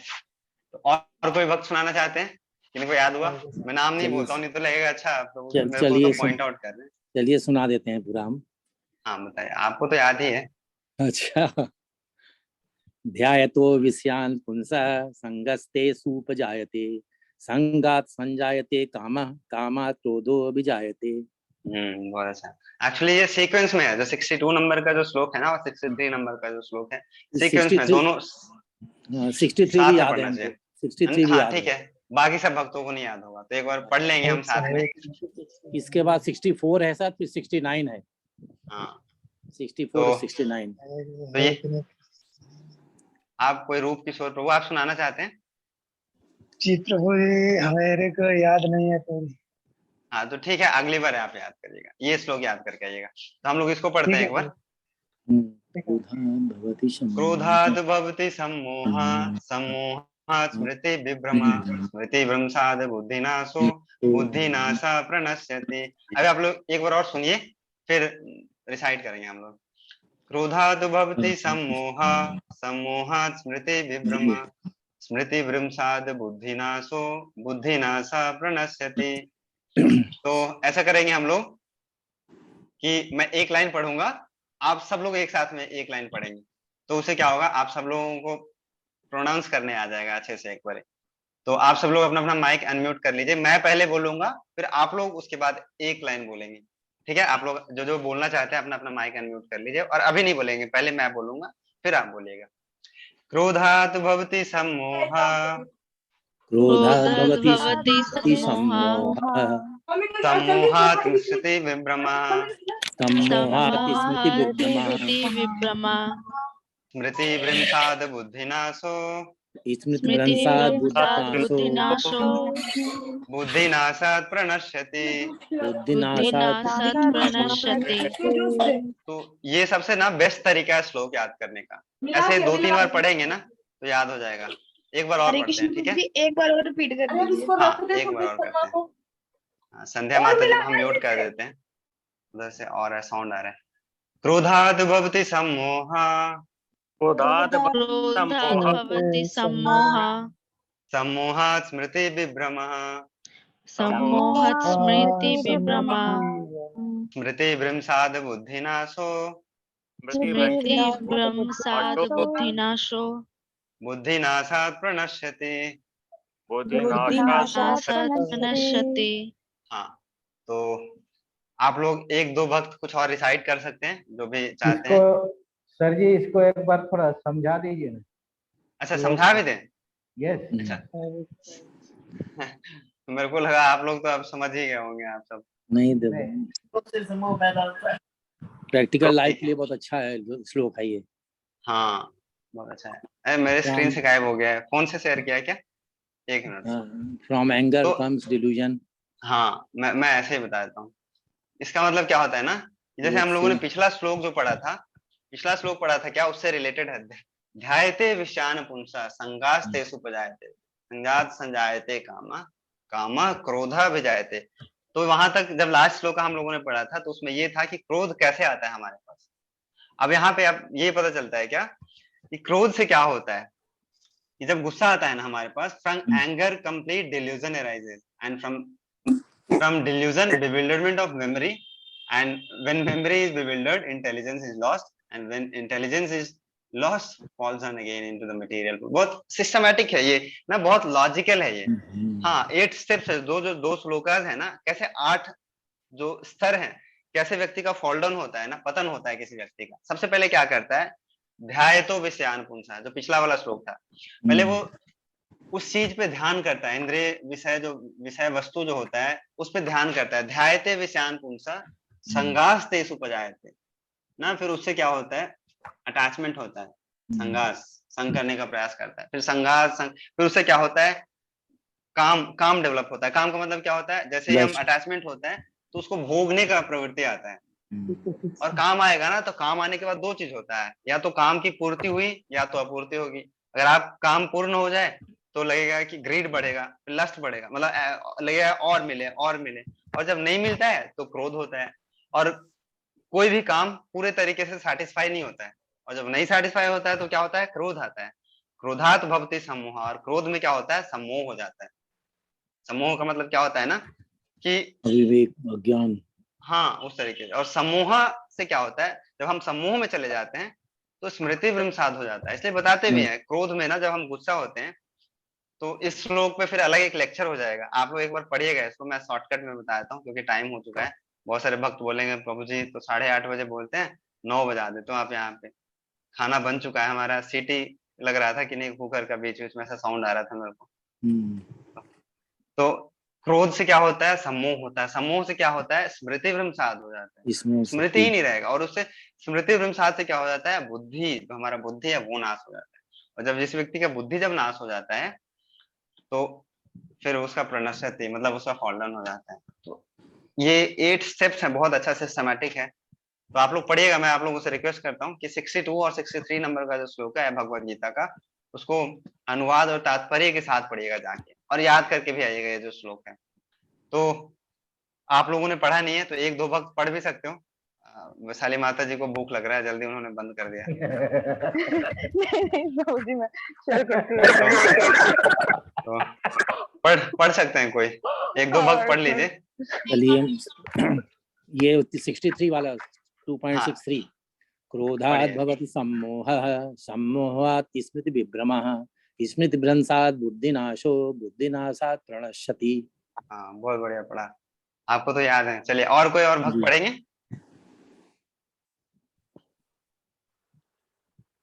कोई नहीं चाहते हो पढ़ना आज? अच्छा पढ़िए आप, अपेक्षा माता जी, अर्चना माता जी। हरे कृष्ण प्रभु जी। हाँ पढ़िए।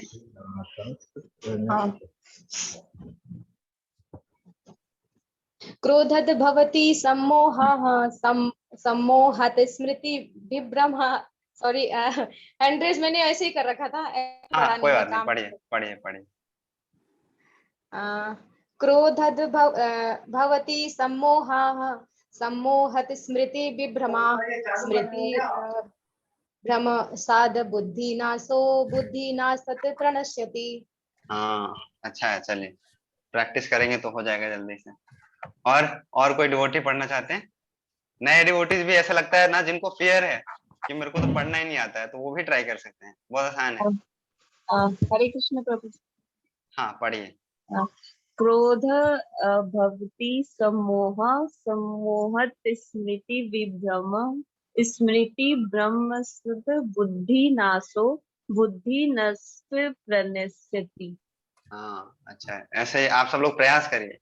उनको नहीं आता है ना, उनको प्रयास करना पड़ेगा। आप प्रयास करोगे, ऐसे ही अपॉर्चुनिटी है आप सब लोगों के लिए, तो धीरे धीरे आपको ना श्लोक याद होने शुरू हो जाएंगे। तो और कोई अगर पढ़ना चाहते हैं तो पढ़िए, नहीं तो फिर हम लोग आज क्लास यहीं पे विराम करते हैं। और इसलिए प्रभु जी एक मेरा सजेशन था। हाँ प्रभु जी बताइए प्लीज। कि जब अभी जैसे कुछ नए डिवोटीज भी जुड़े हैं और पुराने भी जो ये संस्कृत का श्लोक का उच्चारण जो है प्रॉपर नहीं कर पाते, है ना। उन लोग के मतलब ऐसा, मैं दुष्भावना से नहीं बोल रहा हूँ, हाँ समझ गया। एक ऐसा मतलब बता रहा हूँ। तो मेरा एक रिक्वेस्ट था कि जब आप भागवतम जब भी पढ़ाते हैं ना, तो कम से कम श्लोक को आप उच्चारण करें, तो उच्चारण हमको सीखने का मौका मिले। हाँ, मैं प्रयास तो करता हूँ प्रभु, यस, एक दो श्लोक में पढ़ता भी हूँ रोज, लेकिन आपने टाइम के कारण नहीं पढ़ पाते। कई श्लोक पढ़ा है आपने आज? मैं पढ़ता हूँ जनरली, मेरे को अच्छा लगता है, मेरे को पर्सनली बहुत अच्छा लगता है श्लोक पढ़ना ना, तो मैं चाहता हूँ सारा श्लोक पढ़ना, लेकिन वही रहता है, समय कम रहता है हमारे पास, और लेकिन मैं पढ़ेंगे क्या है, अगली बार से मैं सारा श्लोक पढ़ेंगे। डायरेक्ट हिंदी का मतलब उसको भाष्य को पढ़ देते हैं ना, तो संस्कृत का जो श्लोक का एक्चुअल मीनिंग रहता है उसको नहीं समझ पाता। हाँ सही बात है। नहीं, अगले क्लास से ना हर श्लोक पढ़ेंगे हम। श्याम प्रभु भी पढ़ते हैं, सभी श्लोक पढ़ते हैं वो। हाँ, पंकज श्याम प्रभु ना, हाँ पढ़ते हैं सभी श्लोक, बड़े अच्छे। मेरे को भी अच्छा लगता है पर्सनली पढ़ना। आज कई श्लोक पढ़ा है आपने, अच्छा लगा, काफी बहुत अच्छा लगा। हाँ, श्लोक पढ़ के बताने से ना थोड़ा सा शब्दों का जो मीनिंग है वो बहुत जल्दी समझ में। हाँ, और भाव भी ऐसा पता चलता है। जब हम संस्कृत जब पढ़ते हैं ना, श्लोक पढ़ते हैं, तो लगता है कि अच्छा भागवतम में ये भाव है ये श्लोक का, और ये मतलब इतना आनंद आता है थोड़ा श्लोक पढ़ने के बाद। जी नहीं, जब भाव से पढ़िए तो उसका अर्थ अपने आप समझ में आ जाता है ऑटोमेटिक। यस, हरे कृष्णा। हरे कृष्णा। चलिए, धन्यवाद उपेंद्र को। तो ठीक है, आप सब लोगों का बहुत बहुत धन्यवाद, और ऐसे आते रहिए। रीडिंग क्लास में भी आप लोग रेगुलर आइए। जो भी भक्त जो हर रोज रीडिंग करते हैं हम लोग मंडे टू फ्राइडे इवनिंग में 8 to 8:30, उसमें आप सब लोग आइए। हम लोग भी प्रयास करेंगे, मैं विजय प्रभु बीच बीच में से आएंगे उसमें, आप सब आइए। ये रीडिंग क्लास ऑनलाइन होता है या ऑफलाइन होता है? ऑनलाइन होता है प्रभु, इतने दिन हो गए, बताओ, रामायण खत्म होने को है, आप अब बेसिक क्वेश्चन पूछ रहे हो। ऑनलाइन होता है, लिंक शेयर करती है ना वैशाली माता जी ग्रुप पे। हाँ देखा था एक दो, मैं थोड़ा समझ नहीं पाया था वो, एक दो बार आप बोले थे ना कि आप मंदिर में आइए वहाँ ऑफलाइन क्लास होगा ऐसा करके, तो मैं उसी में उलझ गया। नहीं, मंदिर में नहीं, मैं तो मंदिर में खुद नहीं हूँ अभी, मैं कैसे आऊंगा मंदिर? नहीं, विजय दास सर बोले। नहीं, ऑनलाइन होता है, जूम पे होता है रोज 8 to 8:30। वैशाली माता जी का मैसेज आता है हर रोज ग्रुप पे। डेली है, मंडे टू फ्राइडे, आधे घंटे के लिए हर रोज होता है। और उसमें बहुत अच्छा है, कृष्ण भगवान का जो पुस्तक है ना, वो उसमें भगवान की लीलाएं, बहुत आनंद आएगा आपको पढ़ने में, सुनने में, तो उसमें पढ़ेंगे। ठीक है, हरे कृष्णा। हरे कृष्णा। हरे कृष्णा। हरे कृष्णा। हरे कृष्णा कृष्णा कृष्णा हरे हरे, हरे राम राम राम राम हरे हरे।